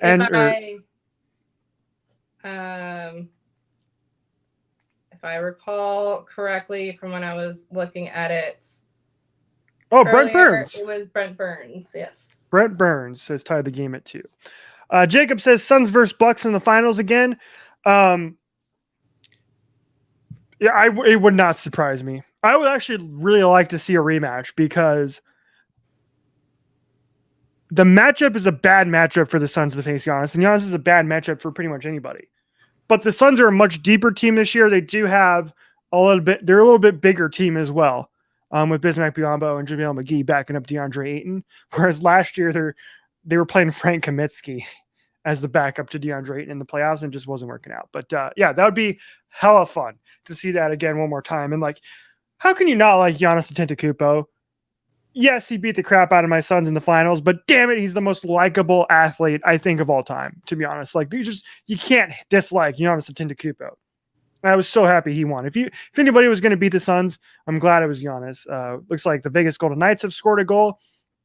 Good for them. They're battling for a playoff spot right now. which is surprising considering they just added Jack Eichel of all things. So that'd be kind of wild if they missed the playoffs.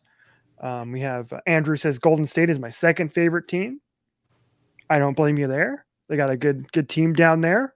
Coming back from injury. They had a little bit of a lull this season, but they're still there. And I have a feeling that's what we're going to see in the Western Conference Final. We're going to see Golden State. We're going to see the Phoenix Suns go ahead to Ken in the Western Conference Final for 7 games.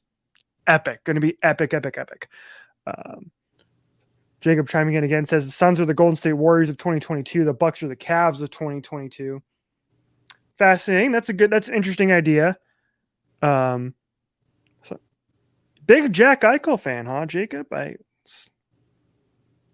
don't blame you there. He's a great heck of a player. Hopefully he's enough to boost the Golden Knights into the playoffs. Let's see.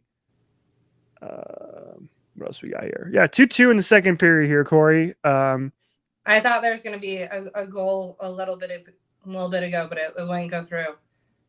It was a good setup, though. 22-11 are your shots on goal. So we wind down the second period. Prior to the game, my prediction in this game was that the Sharks were going to win by more than 2 goals. Coyotes are hanging around, though, which is kind of what they do for the most part. You know, they just hang around. Their goaltending is good enough to keep them in most games. That's kind of what's going on tonight. Karel Vejmelka, 20-22 for the Coyotes tonight in net as we wind up the second period here on the Hockey Podcast Network YouTube channel. Thanks for tuning in and watching here this evening, spending your Wednesday night with us. My name is Richie Suave Flores. My co-host is Corey Crenshaw. We're the hosts of Sporty with Cori and Richie on the Hockey Podcast Network, covering the Arizona Coyotes and a bunch of other random stuff too, to be honest. On the last show, we were talking about MGK for 30 minutes. And we did, when your team is bad, you have to come up again, like we were kind of saying earlier, with something to talk about. And oftentimes it's just Corey and I bullshitting for 30 minutes.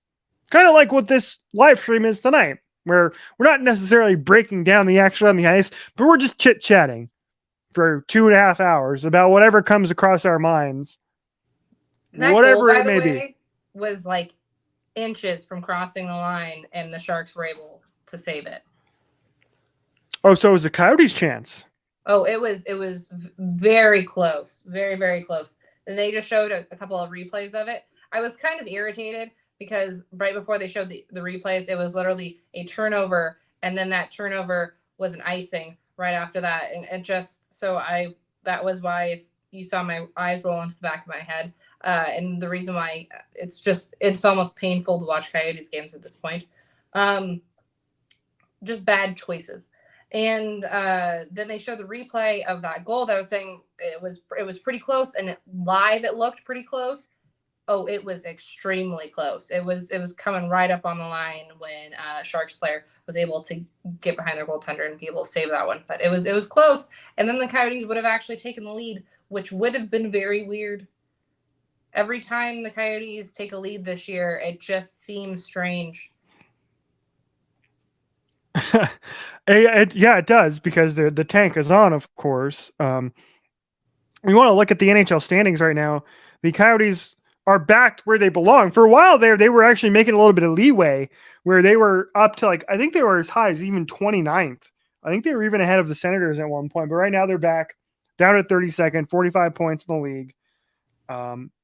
So they have the best chance at the number 1 overall pick coming up at for the draft lottery coming up in a few weeks here. So we'll get to that. And during the second intermission, we will do our tankathon simulation for the Coyotes and for the NHL in general to see who we believe, or according to tankathon.com, who is going to come away with the first overall pick. Corey and I do this a lot on our show, and I think we've done it 6 or 7 times, and only once have the Coyotes gotten the number 1 overall pick.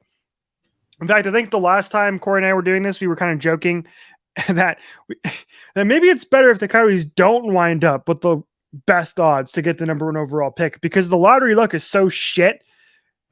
I'd feel more comfortable with them having the 3rd best odds than the 1st best odds, because in the way we were kind of describing it is that if they have the best overall odds and they don't get it, we are immediately disappointed.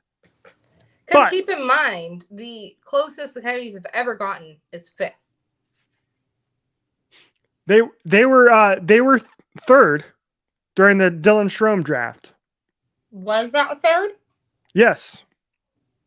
Okay, so I stand corrected. There was 3rd.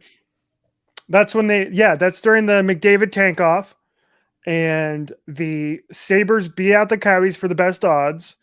The Coyotes ended up second that year, and then the Oilers jumped them both and ended up with the number 1 overall pick. That's McDavid right. to the Oilers, Eichel to the Sabres, and Dylan Strome to the Coyotes. One could argue that has worked out for none of those teams because the Oilers haven't won shit with Connor McDavid and Leon Draisaitl for that matter. And then Jack Eichel got ran out of town. So Yeah. Andrew chiming in here. Cori, did you know that Richie and I had a better of my Leafs? I don't know exactly what that means there.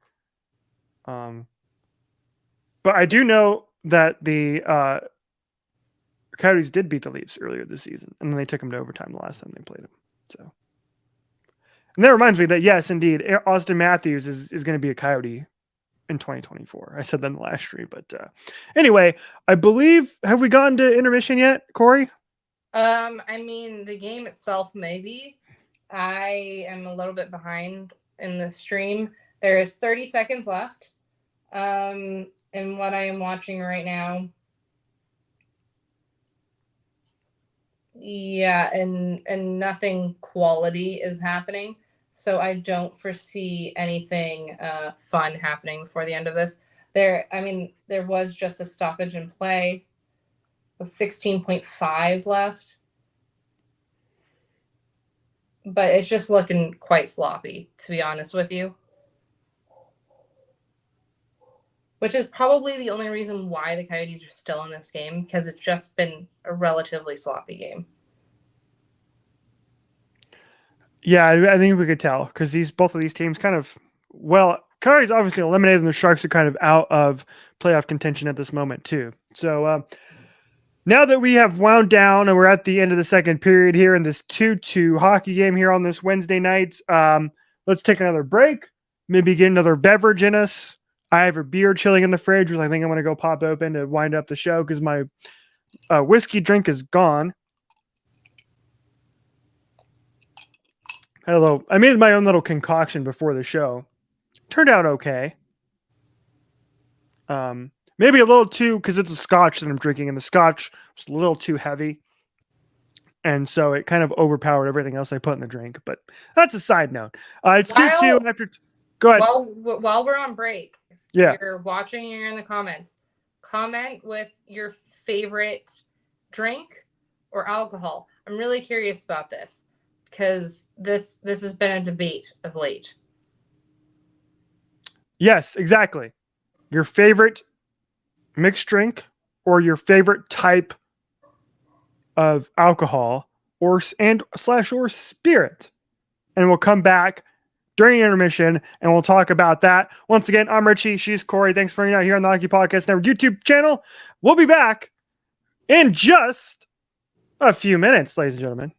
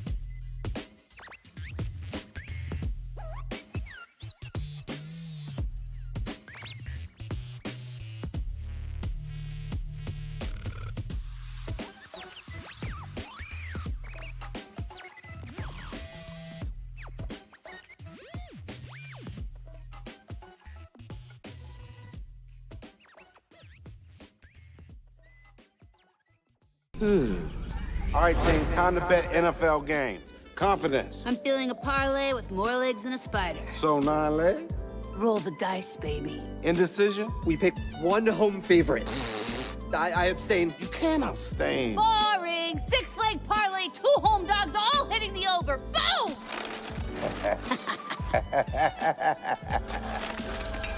Download the DraftKings Sportsbook app and feel the NFL action like never before.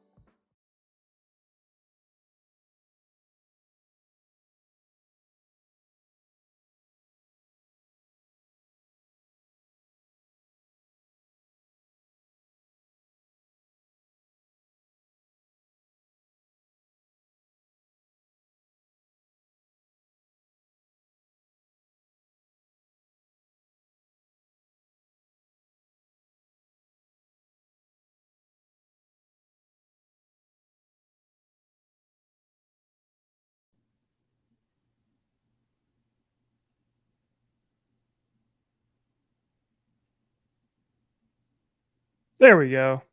We are back, everybody, here on the Hockey Podcast Network YouTube channel, watching the Sharks and Coyotes game this evening. Appreciate you tuning in, watching along. Let's go back and take a look at what we got here in terms of the chit chat. Let's bring Cori back into the stream. Let's see. We were asking before we went to break about your favorite beverages and or like spirits. My favorite, I'm a big bourbon guy. So that's pretty much a lot of what I drink is bourbon. I was drinking some scotch here this evening. So here's what Andrew has to say. He says, I like to drink Grey Goose, Captain Morgan, Grant's, and whiskey and bourbon. Okay. Some good choices there. Not bad. And then we have all sports fan Adam saying Captain America. Yeah. You like my shirts then, huh? Not bad. Not a bad choice.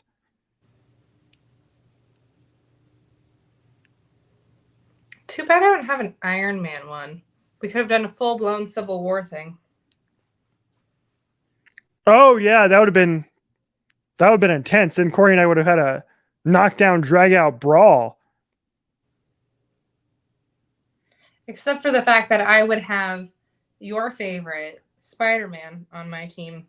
Just saying. Yes, that's true. That's true. We got Adam weighing in here. I just have a Stella or Budweiser.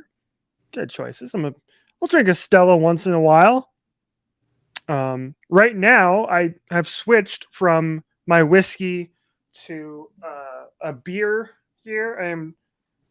I got this as part of my Christmas present.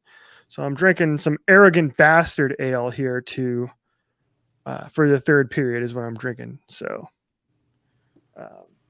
drink along with us, if you will. It's 8:30 here on the West Coast. It's 11:30 on the East Coast, so it's getting late. And drink along with us. What are you drinking tonight there, Cori? Mine, I left my cherry in there from my old fashioned earlier. It's just more whiskey. This time with the proper ice in it. Well, let me go full screen here. There we go. Yes, with an actual sphere ice cube in it. It melted before I was able to show it last time. But and then with a float of Grand Marnier because I love Grand Marnier. It's good shit. Yes, I don't know. I don't think I've ever met anybody that is as big a Grand Marnier fan as Cori is. But it's it's delicious. Pop it on as like a float on your drinks. It's a little bit more sweetness to it a little bit. It's good on a lot of things. It's good on top of your old fashions. I'll put them on top of my old fashions instead of the little twist of orange. I just put Grand Marnier on there because it has like an orange flavor to it. And on the top of a margarita. delicious. Adam weighing back in here saying he likes to have vodka mixed with the bones of the worst team in the NHL, which would be the Coyotes this year.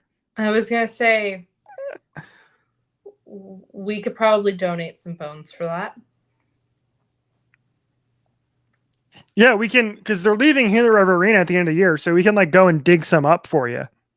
There's probably some bones underneath the Gila River Arena over here.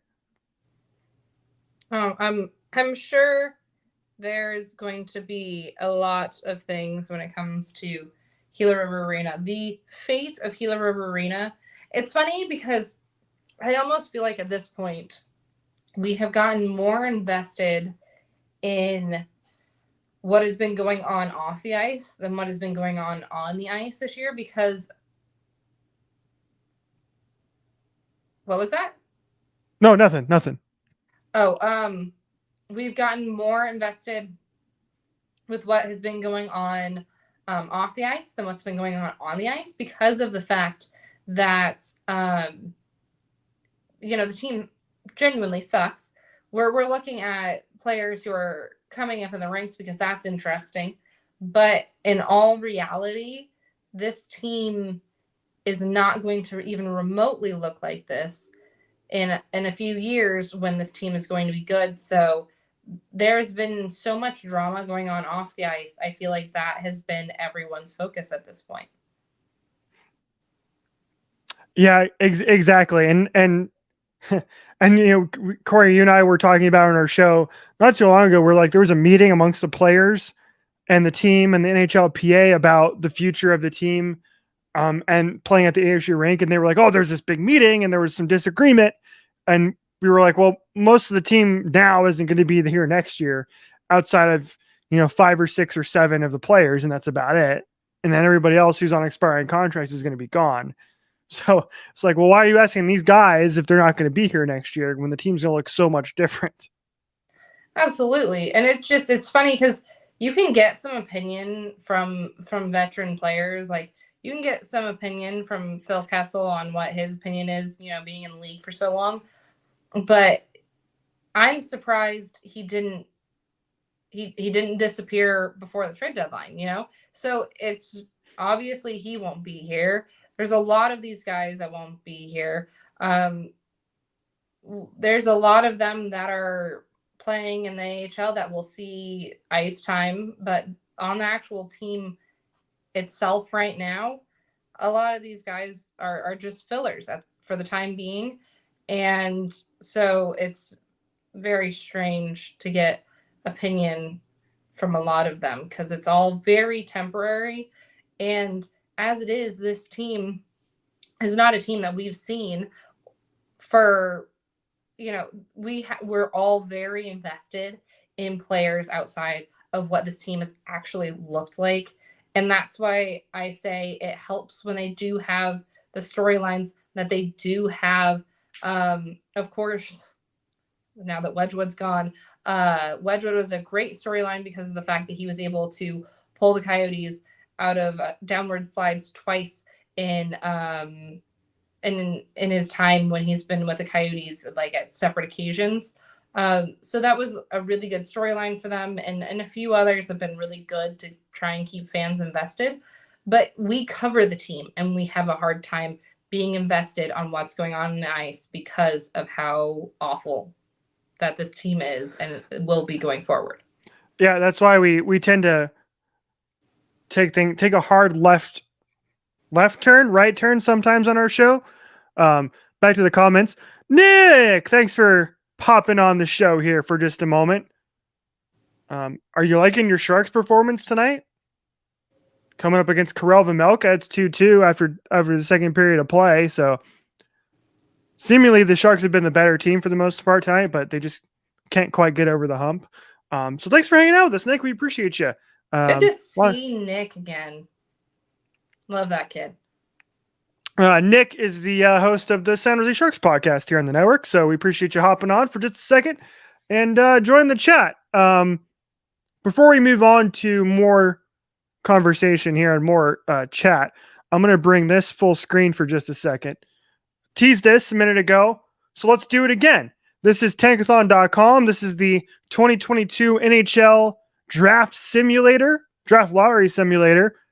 And if you take a look at it right now, the Coyotes, 16.6% odds at the top of the worst teams in the league right now with 45 points. Montreal at 47, Seattle at 48, and on down the line, the Sharks coming in at 11th right now with a 3.1% chance. So I'm going to run this lottery. We're going to see where the Coyotes land. Wish us luck, everybody. Here we go. In 3, 2, 1. No. God damn it. Knew that was going to happen. See, this is why we don't want the number one. This is why we don't want the best odds. It's just going to disappoint us.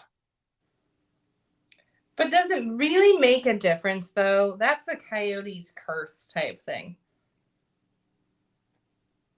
Yeah, it really is, because we brought this up on our show multiple times before too, which is that there's only been 3 number 1 overall picks in the history of Arizona sports. Actually 4. Sorry, 4 times has a Arizona sports team picked first overall. Justin Upton, Dansby Swanson for the Diamondbacks, who never actually played a game for the Diamondbacks, in a sense gone on to win the World Series with the Braves.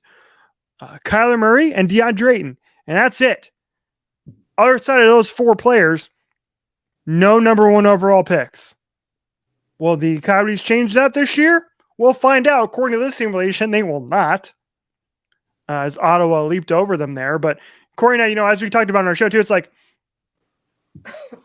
would it be nice to have Shane Wright? Yes. But with all the first and second round picks coming down the pike for the Coyotes, maybe it's an okay thing, right? Where you just got to be able to pick the right player rather than getting that number 1 overall pick.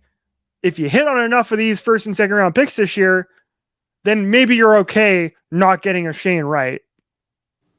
And maybe that's just me as a Coyotes fan, like trying to talk myself out of something.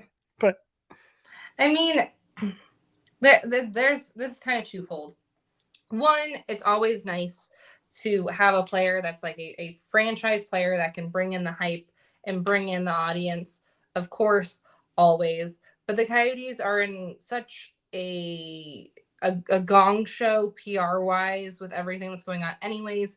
I'm not sure it would really help that much to just have, a number 1 pick just to have the pick and make it seem cool, because of the fact that this team needs a lot for it to be good, not just one player. So in all reality, there is more of a value in having further back picks, but having many of them.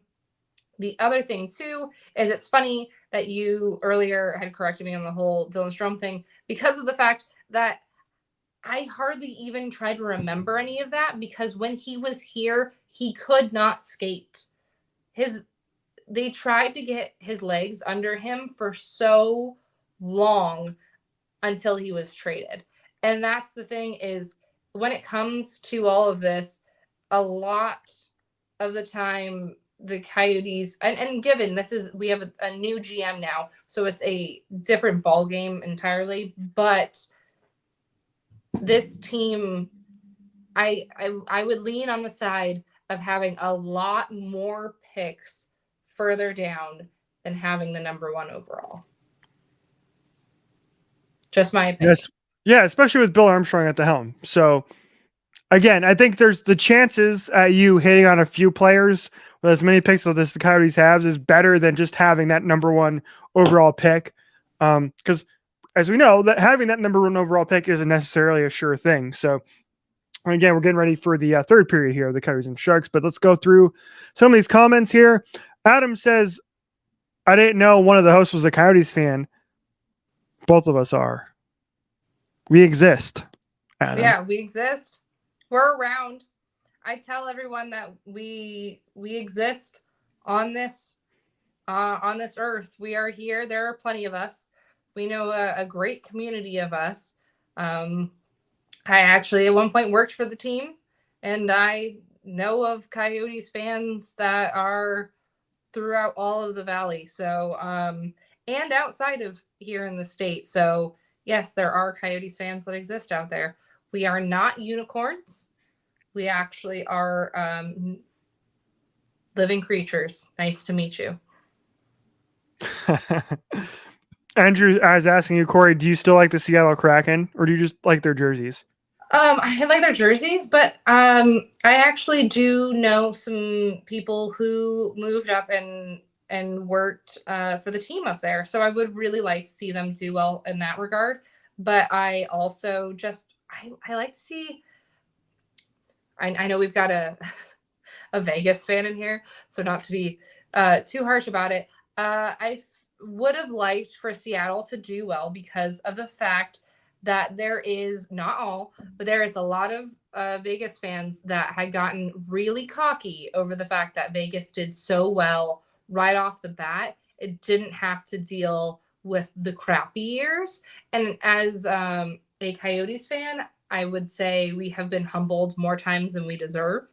And so I would have liked to have seen the Kraken start off strong to show Vegas fans that, someone else could do it. But it really just shows how much of a unicorn actually the Knights were, and the fact that they were able to come out and be that strong and be able to be lucky that they had the choices of players that they did at that time.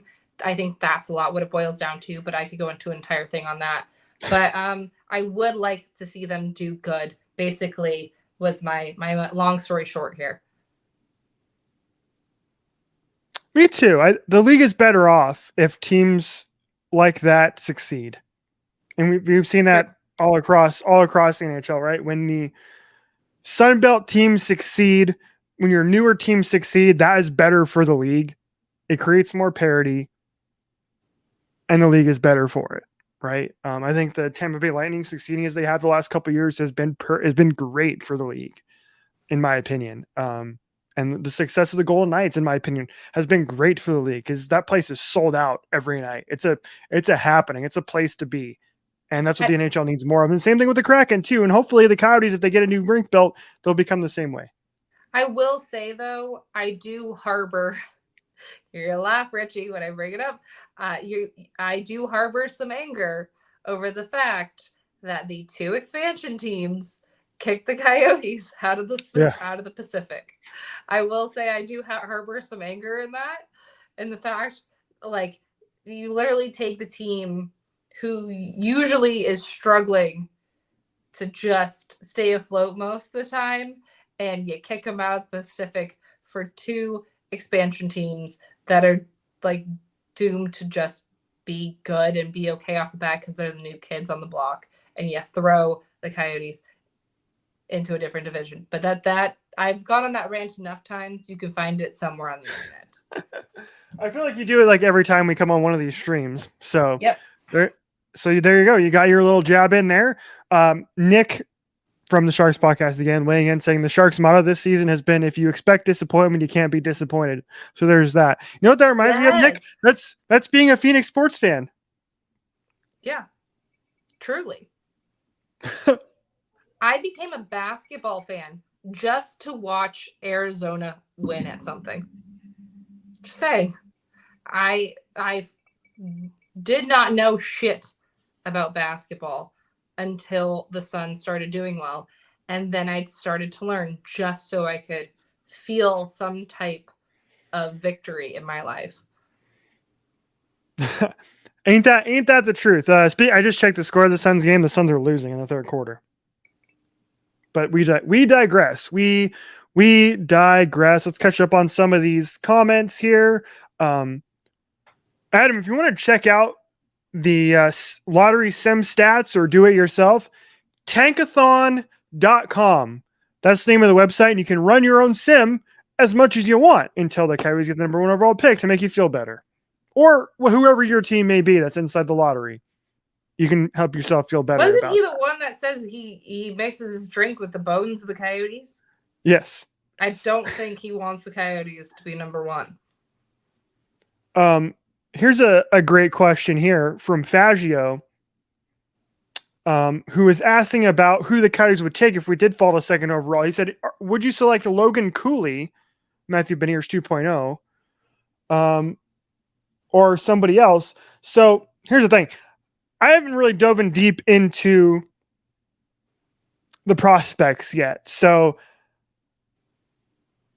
I can't tell you because I haven't really done the research because I don't know where the Coyotes are picking. You know what I mean? Like I'm not going to go all dive in and figure out who I want the Coyotes to take until I know where they're going to be. So right now we're all in on Shane Wright if the Coyotes get the number 1 overall pick. Until then, I'll dive into the research at some point. Faju, who would you take if you were the Coyotes at number 2 overall? Because I believe, if I remember you from the last time we did a show too, like you're big into prospects. And so please inform Cori and I who are some of the other players we should be looking out for if the Coyotes do not win the lottery there. Because I'm curious to find out, to be honest, outside of the number 1 overall pick. Nick's weighing in said, hold your lottery luck until next season so you get Connor Bedard. Heard great things about Connor Bedard. So I would he's great. I would like to have him on the Coyotes too. Who's to say that the Coyotes don't tank 2 years in a row? You never know. Because I don't think they're let's see here. We could be in Oilers. Okay. Which yeah, they've changed the rules on that, by the way, which is you can only have 2 number 1 overall picks in the span of like 4 years. Yeah, I mean, you change that once it becomes a problem. So the people who benefit off of it still got to benefit off of it. But yeah, I don't know. I don't have a good feeling about them getting the number 1 overall pick this year. I don't know why. There's a certain trail of like we can't have good things, and so it just keeps going. And for some reason, at the start of our whole GM controversy, the whole John Chaika thing, it just felt like it's going to take some time to get rid of some of the bad juju. So maybe that's what it is. They're meant to get number 1 overall next season, and we'll all just be okay with that because in case people weren't aware, this team isn't going to be good for a little while. So they will probably have just as good of a chance next year as they will this year. Sorry. I tend to agree with you there that it's going to be an uphill battle next year too, unless like something crazy happens. Donnell checking in. We were actually talking about Donnell a little bit earlier because we were bringing up a little bit Jersey conversation, which I feel like always comes up when Cori and I host these shows. So we appreciate you tuning in, Donnell. We had a quiz. Somebody was quizzing us on a purple jersey. And then somebody else asked us who among the THPN hosts has the best like fan cave, and we got into the jersey talk there. So appreciate you tuning in, Donnell. We're back. Glad to be back as we watch the Coyotes and Sharks game here this evening here on the Hockey Podcast Network YouTube channel. If you're just tuning in, let me tell you who we are. My name is Richie Suave Flores. My co-host is Cori Crenshaw. She's right down below me there. We are the host of Sporty with Cori and Richie here on the Hockey Podcast Network. We cover the Arizona Coyotes as best we can on the show. And so we're hanging out watching this game with you this evening. It's 2-2 in the third period. And thanks for tuning in, everybody. If you're watching us, make sure to subscribe to the channel if you haven't already. I know a lot of you already have, so we appreciate you. Always enjoy chit-chatting with you guys when we hop on these streams. And a lot of the same people hop on these same streams as well. So a couple newbies that we haven't met before. Hope you're enjoying Cori and I. Cori and I are an acquired taste, to say the least. We are very different than the rest of the THPN hosts on this network, so we appreciate you hanging out with us here tonight. Got a lot of comments to catch up on here, so let's go ahead and roll through some of them here. Jacob says Shane Wright is a bust. I don't know about that. He hasn't played a game yet, so we'll just move on from there. Let's see what else we got here. Andrew says Coyotes need to get a better head coach. I will disagree with that. I think Andre Torini has done a terrific job with this team this year. With what he's been given, absolutely. Case in point, the development of a lot of the Coyotes prospects has been incredible, which is exactly why Andre Torini was hired. Clayton Keller is having his career season this year. Nick Schmaltz went on a tear like I've never seen. He was probably playing for a good 3 or 4 game stretch, the best hockey I've ever seen an Arizona Coyote play. He had something like 17 points in 3 games. It was ridiculous. Nick Schmaltz improving. Clayton Keller improving, playing the best hockey of his career. You're seeing a career season from Lawson Krause, who is going to be out for the rest of the year with a wrist injury. You're seeing the development of a goaltender in Karel Vejmelka. And you're seeing the development of a guy who Cori and I have been harsh on up until this point, Barrett Hayton, had a couple big games this year. He's set a career high in points this year, starting to find his way as an NHL player after being the number 5 overall pick. So I really like Andre Tourigny. I think he's the guy at the right time for this team to get this team headed in the right direction. I think he's building a culture here, which is something that we really haven't seen from a head coach from the Coyotes in a while, since the Dave Tippett era. And so that's what the Coyotes need to do. They need to build a culture. And I feel like they're doing that between Bill Armstrong, the GM, and Andre Tourigny, the head coach. They are instilling a culture here. And when you come to play for the Coyotes, you're going to be expected to play a certain way. You're going to come in and you are going to succeed. And if you buy in to the Coyotes way of thinking. So I'm a big fan of Andre Tourigny. I don't know if you agree with me on that as well, Cori, as much as I was impressed with him from the first time he was introduced, and I have liked how he's developed as an NHL head coach this year. Well, that's the thing, is it's still to be seen, and the fact that for right now he is the coach that they need, and the fact that you are correct, he is great development wise. He is great at bringing these a lot of players that you had mentioned there, and one of them being Barrett Hayton and another one being Clayton Keller, and the fact that they needed a lot of development and being able to have this time to really grow, because they are going to be part of that core going forward when this team is much better and is actually going to try and be Stanley Cup contenders. And so they need to use this time to grow certain players. There's certain players that we had said needed to stay in the AHL and really just be able to cook and take time to really grow. But there's some that don't really have that luxury. And the fact that Clayton Keller is always going to be up at the NHL level. So he needs to be able to grow after he had hit his sophomore slump and hadn't really grown out of that. He needed to be able to grow to be able to be what this team needs him to be going forward. So I do think Andre Tourigny has done a good job in that. Whether he is going to be what this team needs when they are good is still to be seen. But at this exact moment, he is doing well in what he is here to be for. Breaking news, ladies and gentlemen, the Coyotes have the lead. It is 3-2. Coyotes midway through the second period. What a shocker tonight in the desert, ladies and gentlemen. Coyotes who have not... You are going to lose it when you find out who it was. Take a guess. I just looked it up on the app, so I know exactly who it is. Damn it, you ruined it. Jan Unique, 2 goals tonight. See you, ladies and gentlemen. We have a theme here. Jan Unique, another player who is developing through the Coyote system, getting some playing time here at the end of the season and contributing. So once again, we are seeing Andre Tourigny developing players, which is kind of the important thing about this year, is we're seeing that development. And I'm excited to see Jan Unique continue his development. He's been in the AHL most of the season, and he's back up here now because of Lawson Krause's injury. If I'm probably not mistaken, he's replacing Krauser in the lineup. And 2 goals tonight, huge. Jan Unique had a big World Championships, I believe, last year, so he kind of popped onto the scene at that point in time, and now he's making his hay in the NHL. 3-2 Coyotes in the second period, which I would like to point out that nobody in the chat picked the Coyotes to win before the game. I didn't even pick the Coyotes to win this game. So it's a 1-goal game. Let's go through, catch up on the chat here. Thanks for commenting. We're a little bit behind in the chat, but that's totally okay. That means we're getting some action here tonight, ladies and gentlemen. Jacob, we were friends. We are now not friends because you're making fun of me and Cori being the only 2 Coyotes fans. That's not true. So we'll just move on from there. Not accurate. There's plenty of us. I have seen them with my 2 eyes. Adam's saying the same thing. I've literally never met anyone who supports the Coyotes. I've been to many sports streams. This feels like a humble and great privilege. Thanks for hanging out with us tonight, Adam. We appreciate you. Hopefully we are spreading the Coyotes gospel.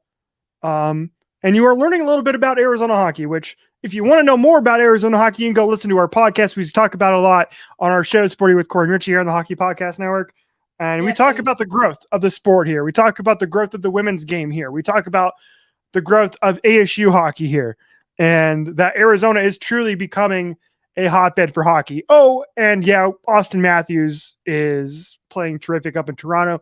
Arizona kid, another prospect in the Maple Leafs organization. Matthew Nines is having a great season. He's up and coming with the Toronto Maple Leafs too. So yeah, this is what we do here. We like to spread the gospel of the Coyotes. And so thanks for tuning in, Adam. We really do appreciate you quite a bit. And I will really quickly, I will say in the fact that Richie and I, not to brag about ourselves, but I feel like we do a really good job considering the fact that we are very immersed here in the hockey scene. That's actually what I grew up in. It was the hockey scene here in Arizona. And so, we have a lot of background on what is hockey here in Arizona and how it really does exist and how it's grown so much. And so we do have a lot of episodes about how much the sport has grown. I mean, Richie and I literally met each other covering ASU hockey. So that's super cool. My fiance has been playing hockey here in the state of Arizona since he was 4. And he also played for Arizona State, where one of the Coyotes draft picks, Josh Doan, is playing right now and was born and raised here in Arizona because of his father, Shane Doan, who played for the Coyotes for many, many years. He was actually with the team before they even came here.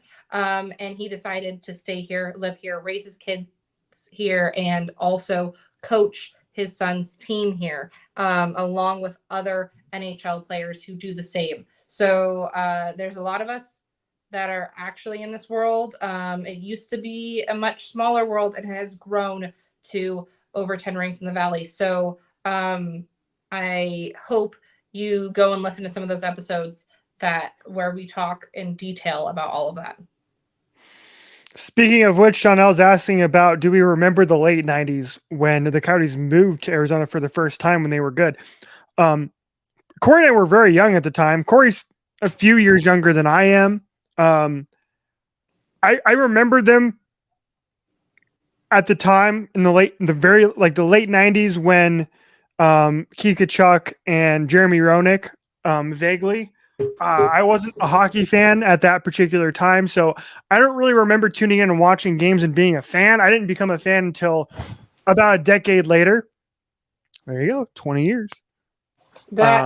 So for those of you that don't know, the Coyotes came to Arizona in 1996. This is my 20-year anniversary plaque that I got when I worked for the team. So just wanted to put a date to it. Yeah, and you know what's crazy, Donnell, is at that time when the team first moved here, they got pretty good fairly quickly because they had Jeremy Roenick, because they had Keith Kachuk, because they had Nikolai Hobby-Bulin, and because they had a lot of other good players too, and they got good rather quickly. And you can go back and watch video of the playoffs at the time because they were making the playoffs and they were winning. And the rink that they played at the time, America West Arena at the time, was not built for hockey. It was built for basketball. And so there was part of America West Arena that you could sit, that they sold tickets to at Coyotes games, but you literally couldn't see one of the goals. And that place was sold out during the playoffs for the whiteout. And you can go back and watch videos. And for people who are kind of questioning Arizona as being a big hockey city, go back and watch those videos from the late 90s. And heck, even go back and watch the videos from the last time the Coyotes were in the playoffs in front of fans here in Glendale. It's incredible.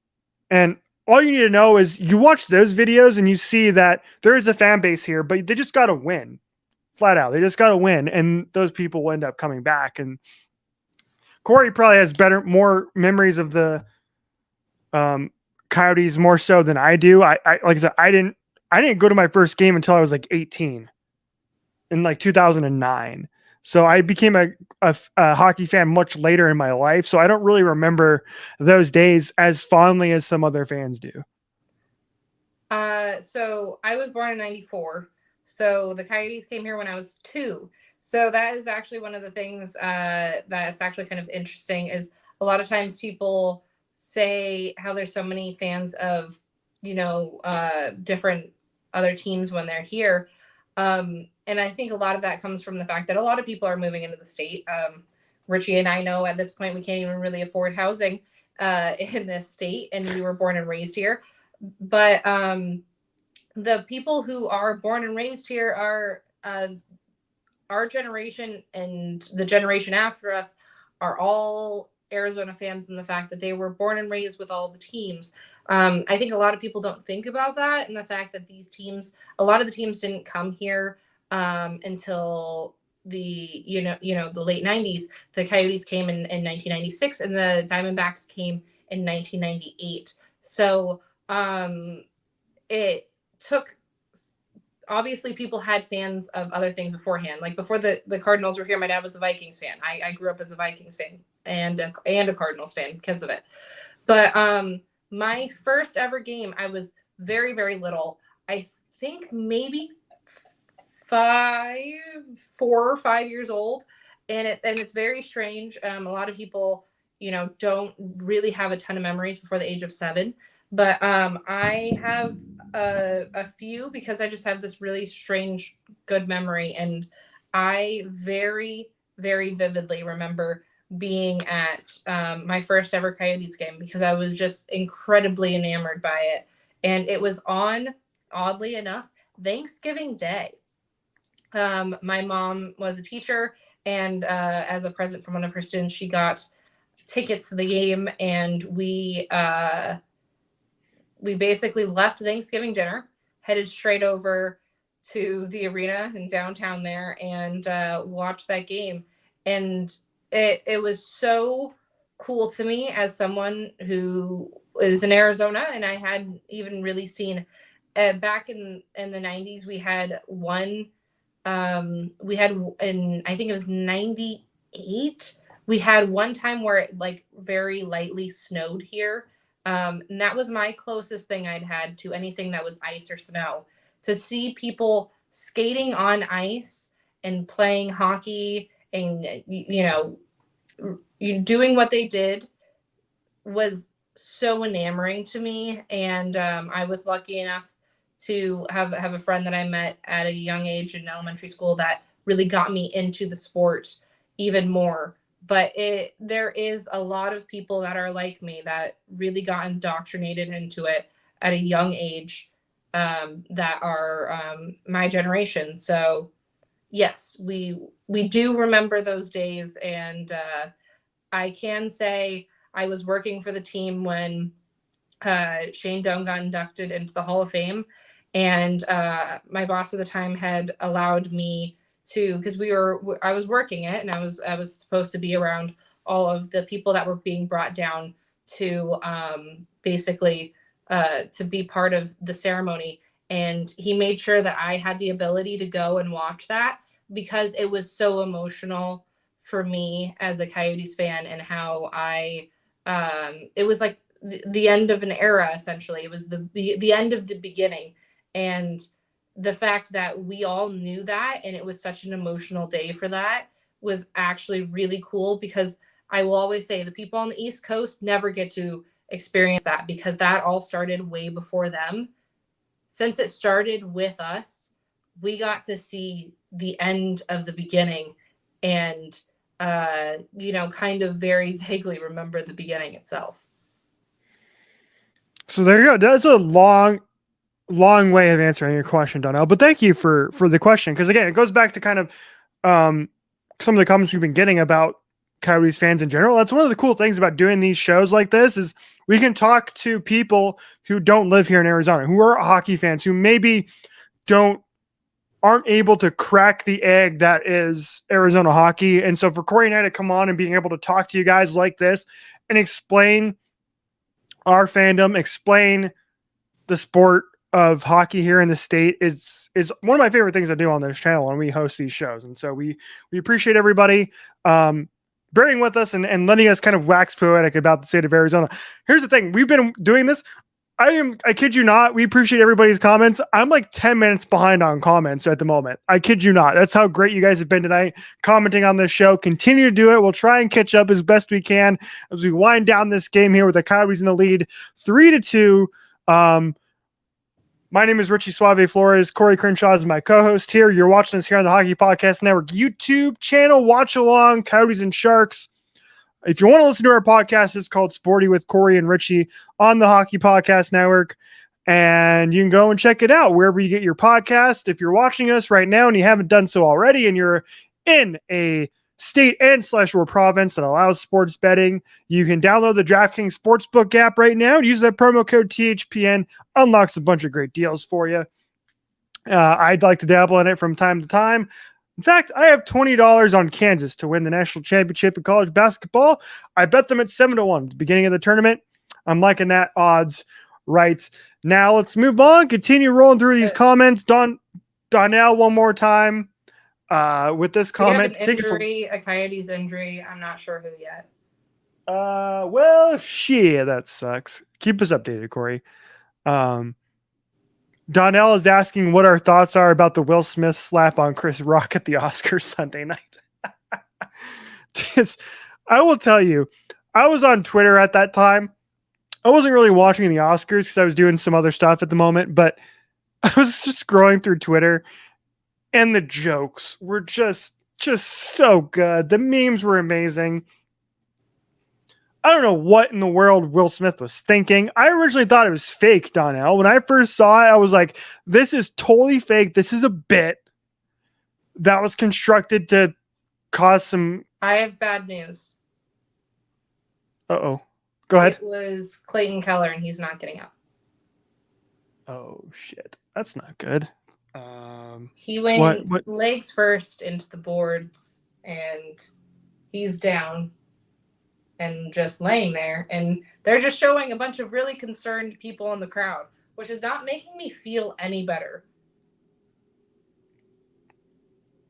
That's not good at all, ladies and gentlemen. That really brought down the mood, didn't it? My goodness, we were having a good time here, and then shit. Again, I don't have the game on.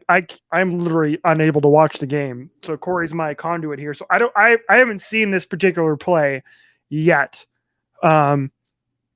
But damn it, that sucks. We were just talking about, I jinxed him, didn't I? Us talking about Clayton Keller's success this year, jinxed him. Oh, yeah, he is still down. They're still not moving him. The trainer is literally just basically, okay, so he's laying on the ground and just sitting there. I can see his glove moving a little bit, but the trainer is literally kneeling above kind of his torso and his head. His legs are laying very still. And everyone's just looking at him super concerned. And I'm not kidding you when I tell you that they could not bring any more tension in the room than all of the people that they're showing that are really freaked out by this. Yeah, it's taking so long that they just keep on panning to different camera angles while the coaches are drawing up plays at this point. And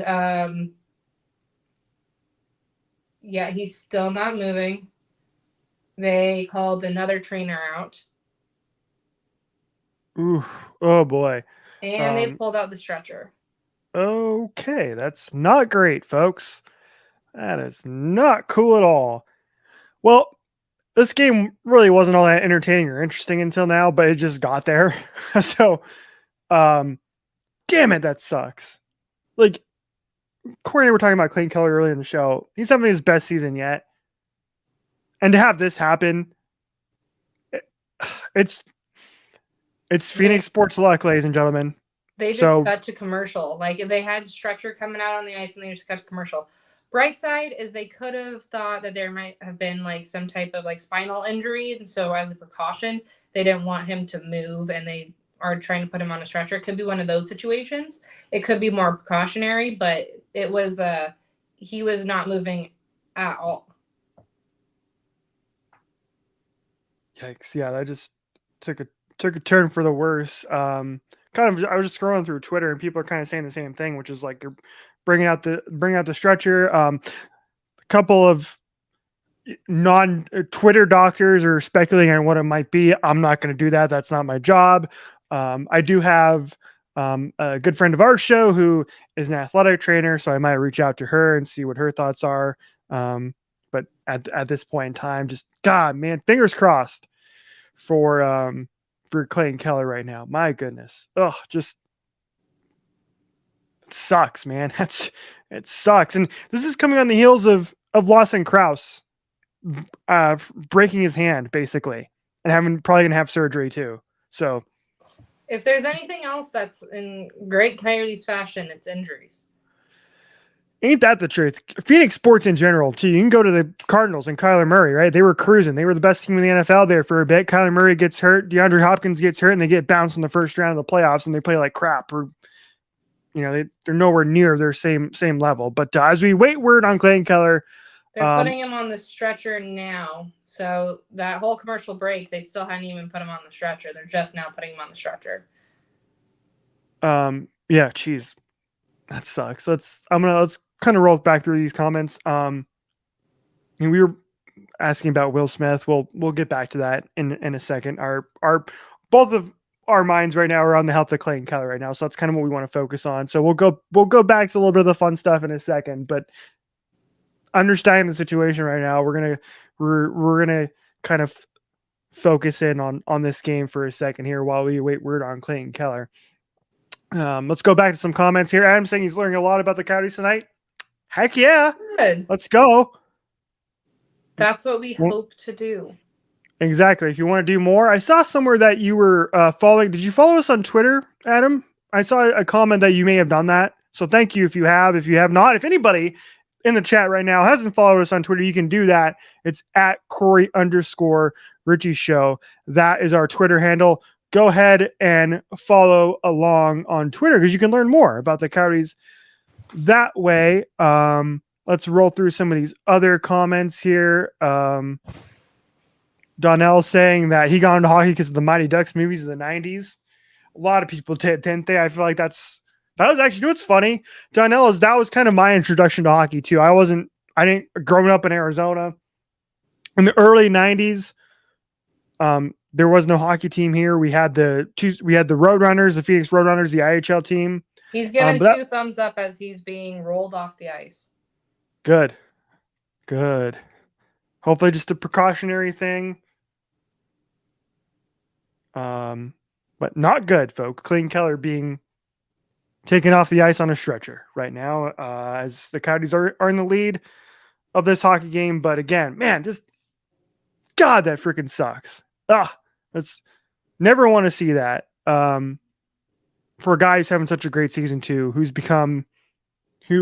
Clayton Keller in the past received a lot of criticism from Cori and myself for his play and his inconsistency, but he's really turned himself into a great player on this team. And he was on pace there for a bit to even come close to putting up a point per game. I think he's since fallen off that pace, but hoping the best for Clayton Keller right now as he takes a nasty, I don't want to say there wasn't a hit, but he takes he essentially just went feet first into the boards and didn't come back up from it. And everyone is it looks like they're having a really hard time coming back from it. They just had everyone go around and do kind of like a little warm-up skate because it took so long to get back to play.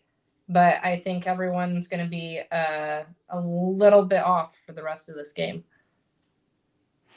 Yeah, I do not blame them at all seeing their teammate go down like that. And again, if we find out anything before the stream is over, of course we'll let you know. But if not, follow us on Twitter at Cori_Richie Show. We'll have the update there. But man, just awful news to kind of wind up this show. Unfortunately, Cori and I usually very optimistic, very happy people. So to have this happen to kind of at the tail end of our show and bring the mood down kind of sucks, to be honest. But we trudge ahead. So let's keep going through some of our comments here. I was talking about Kansas and the NCAA tournament earlier. Jacob says Duke is winning. That'd be a story, wouldn't it? If Coach K, Mike Krzyzewski, wins a championship in his final season at Duke. There's your conspiracy theory right there. If Duke wins the national championship in Mike Krzyzewski's last season, that is a conspiracy, folks. 100%. They're going to play North Carolina, their big rival, in the Final Four coming up this weekend. But do you have any thoughts on the NCAA tournament, Cori? Nope. Okay. I watched one game because my mom loves to cheer for underdogs, and they ended up losing. So that is about all I've got on that. I don't blame you. Unless you have money on it or you have a bracket, it's not it's kind of hard to get into it sometimes. Especially like I didn't fill out a bracket this year. I didn't really have any money on a lot of the games. I finally decided to go all in on Kansas because of Remy Martin, who is a former Arizona State Sun Devil basketball player who moved on to Kansas. So I kind of hopped on the Kansas bandwagon. What time is left in the game? We have we are winding down. So 4 minutes left to go in the game. Coyotes are leading, obviously, but the big news, of course, is the story of Clayton Keller and how he is doing. Let's roll through some of these other ones. Adam says the final is going to be Kansas and North Carolina, two blue blood programs.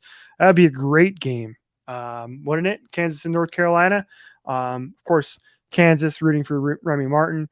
Andrew says Duke is my team. I feel like a lot of people are who didn't go to college. So they have a team like Cori and myself. We're both Arizona State alums. So we're both ASU Sun Devil fans. But if you didn't go to college, I feel like Duke is a very popular program around the country. Let's see. We have Jacob saying the final is going to be Duke. We had Jacob saying the final is going to be Duke and the Wildcats. Interesting. And then we have Andrew saying thanks, Adam. Okay. Is there another Wildcats?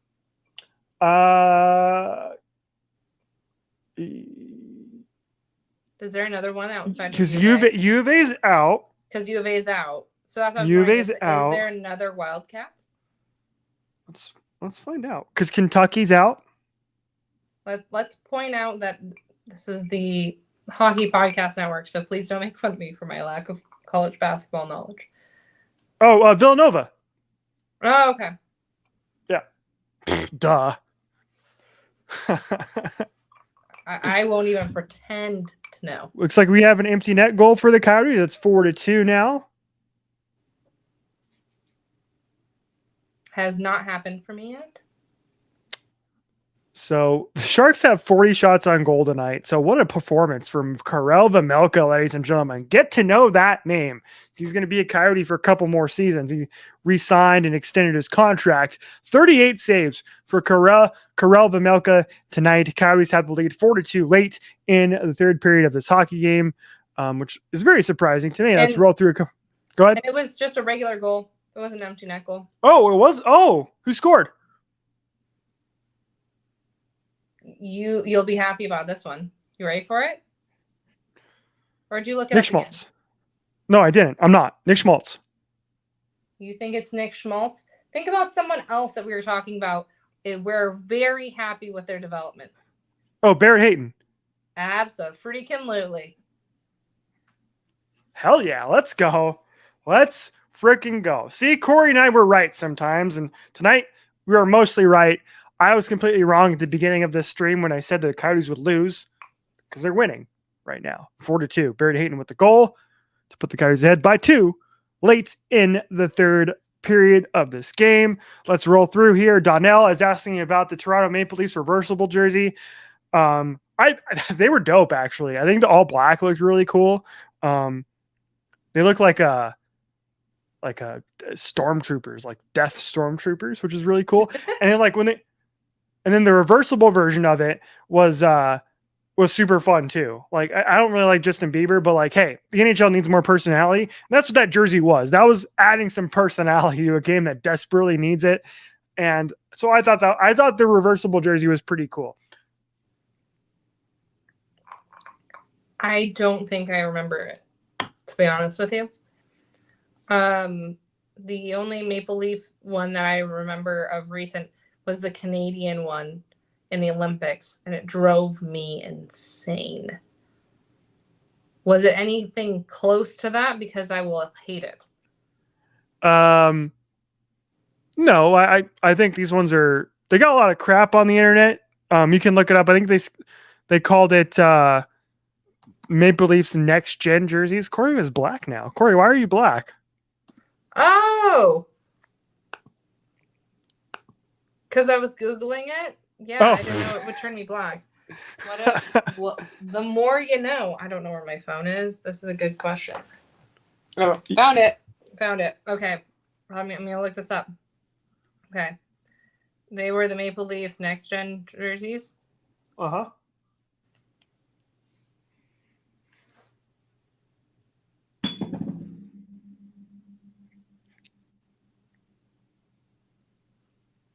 Designed in collaboration with Justin Bieber. How do I not remember these?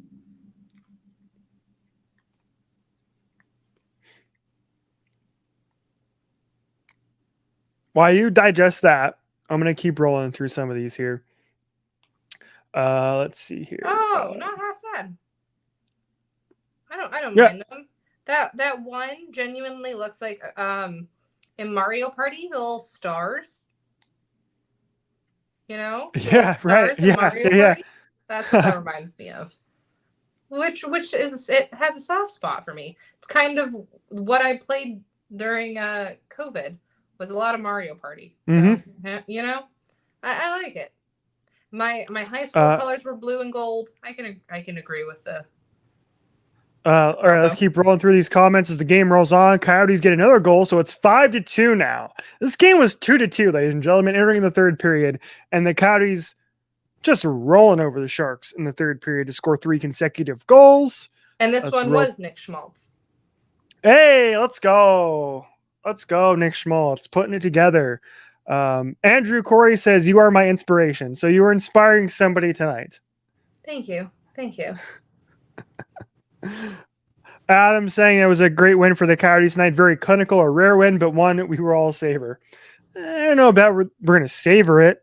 Hey, but I mean, if we have people saying positive things and rooting for the Coyotes, I will savor it. Yeah. I mean, that's true. Like we said, Jan Unique scores 2 goals tonight.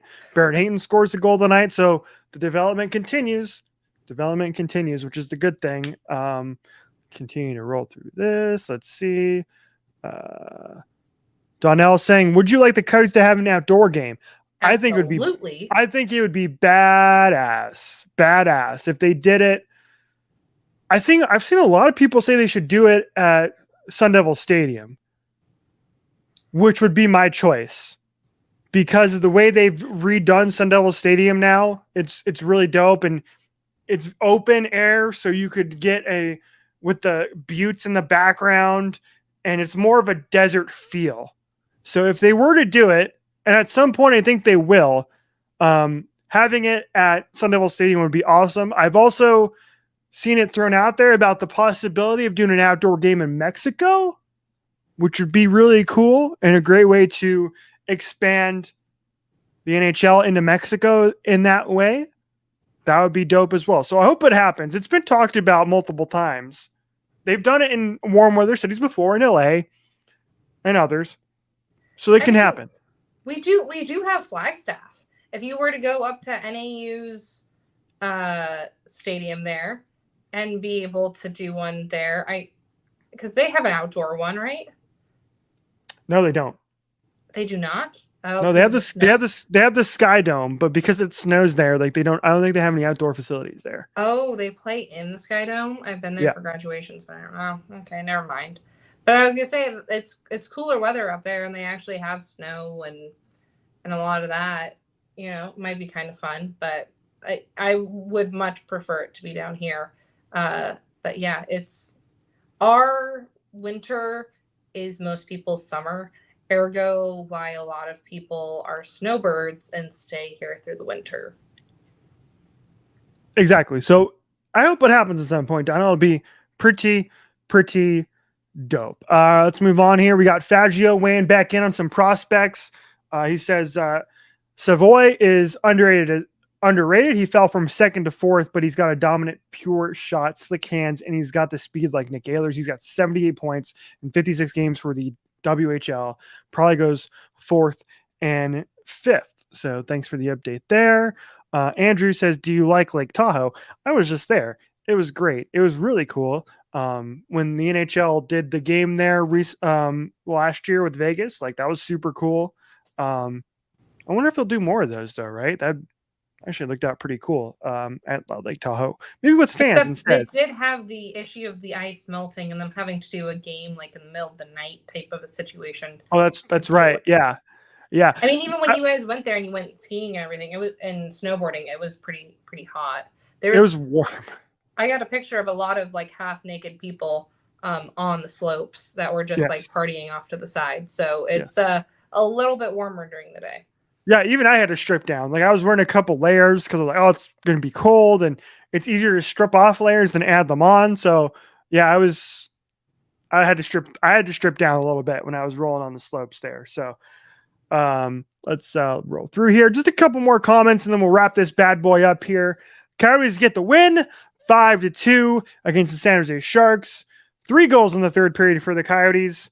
And Jan Unique just got the first star. They always do 3 stars in the game, and he just got the first star. Obviously, the big story tonight, though, is the health of Clayton Keller going down late in the third period, going skate first into the boards and having to be taken off the ice. That's what we're all thinking about right now, at least me and Cori are, as opposed to the actual results of the game. Just throw out some thank yous here as we wind up the show. Thanks to everybody who came and hang out with us in the chat. Y'all are awesome. Those of you who I see on Cori and I haven't done one of these in a while, but we dare a couple of you, Andrew, Donnell, Jacob, Faggio, a couple of others who tune in on a consistent basis to watch the Hockey Podcast Network YouTube channel. We appreciate you a lot. You guys make this a lot of fun. It's easier to have a conversation when you guys are participating in the chat. So we thank you quite a bit for doing that. Thank you to everybody. Adam, we appreciate you. We are glad that we're able to preach the hockey gospel here in Arizona. I'm going to bring up this comment here. Big things happening for the Coyotes. Enjoy the rest of your night. Take care. Appreciate you, Adam. Thank you so much for hanging out with us. And we hope you enjoyed. I don't know if any of you were actually watching the game along with us or not, but at the end of the day, it's just about having fun and having a conversation about whatever it was tonight. We talked about the Foo Fighters. We talked about Chris Rock and Will Smith. We talked about the game of hockey here in Arizona. We talked about a lot of different things. We talked about the draft lottery. But follow us on Twitter at Cori_Richie Show. Subscribe to the YouTube channel if you haven't already. Andrew, yes, thank you. We appreciate you tuning in as well. We have your biggest fan here, Cori, and with Andrew. So thank you. The Cori fan club is large tonight. So we appreciate you, Andrew. Thanks for tuning in. Let's see. Do I have anything else to add? Make sure you like this video, subscribe to the channel, follow us on Twitter. I already said that. I'm repeating myself. Have you dropped your own Twitter handle, Richard? No, I haven't. You can follow me on Twitter at rflores91 if you want to do that. Cori is on Twitter as well at Cori Nicole with 2 E's. But yeah, thanks for hanging out with us tonight, everybody. We'd really appreciate it. Cori, do you have anything else you want to say before we say goodnight? No, other than the fact that it's definitely getting late and I'm getting tired because when no one ever calls Richie Richard, but when I am either joking around or trying to be very serious because Richie has run away from me at a event with a lot of people because he had to pee and I'm afraid I lost him are the times when I call him Richard. And so his full name is Richard, but he goes by Richie. Let me preface that. But when I get tired, I go straight into my Richard mode. So sorry about that. That's totally okay. Totally okay here on the show tonight. Thanks again, everybody. We appreciate you. Hope you had fun for the last 2.5 hours hanging out with us, watching this Coyotes and Sharks game. Keep hanging out. Over the next couple of days, we'll have more live streams here on the channel throughout the week, pretty much every day on this channel. Cori and I will be back at some point. At least we hope to be back at some point to entertain everybody here on the THPN channel. So until next time, I always sign off the same way. Good night and good hockey, everybody.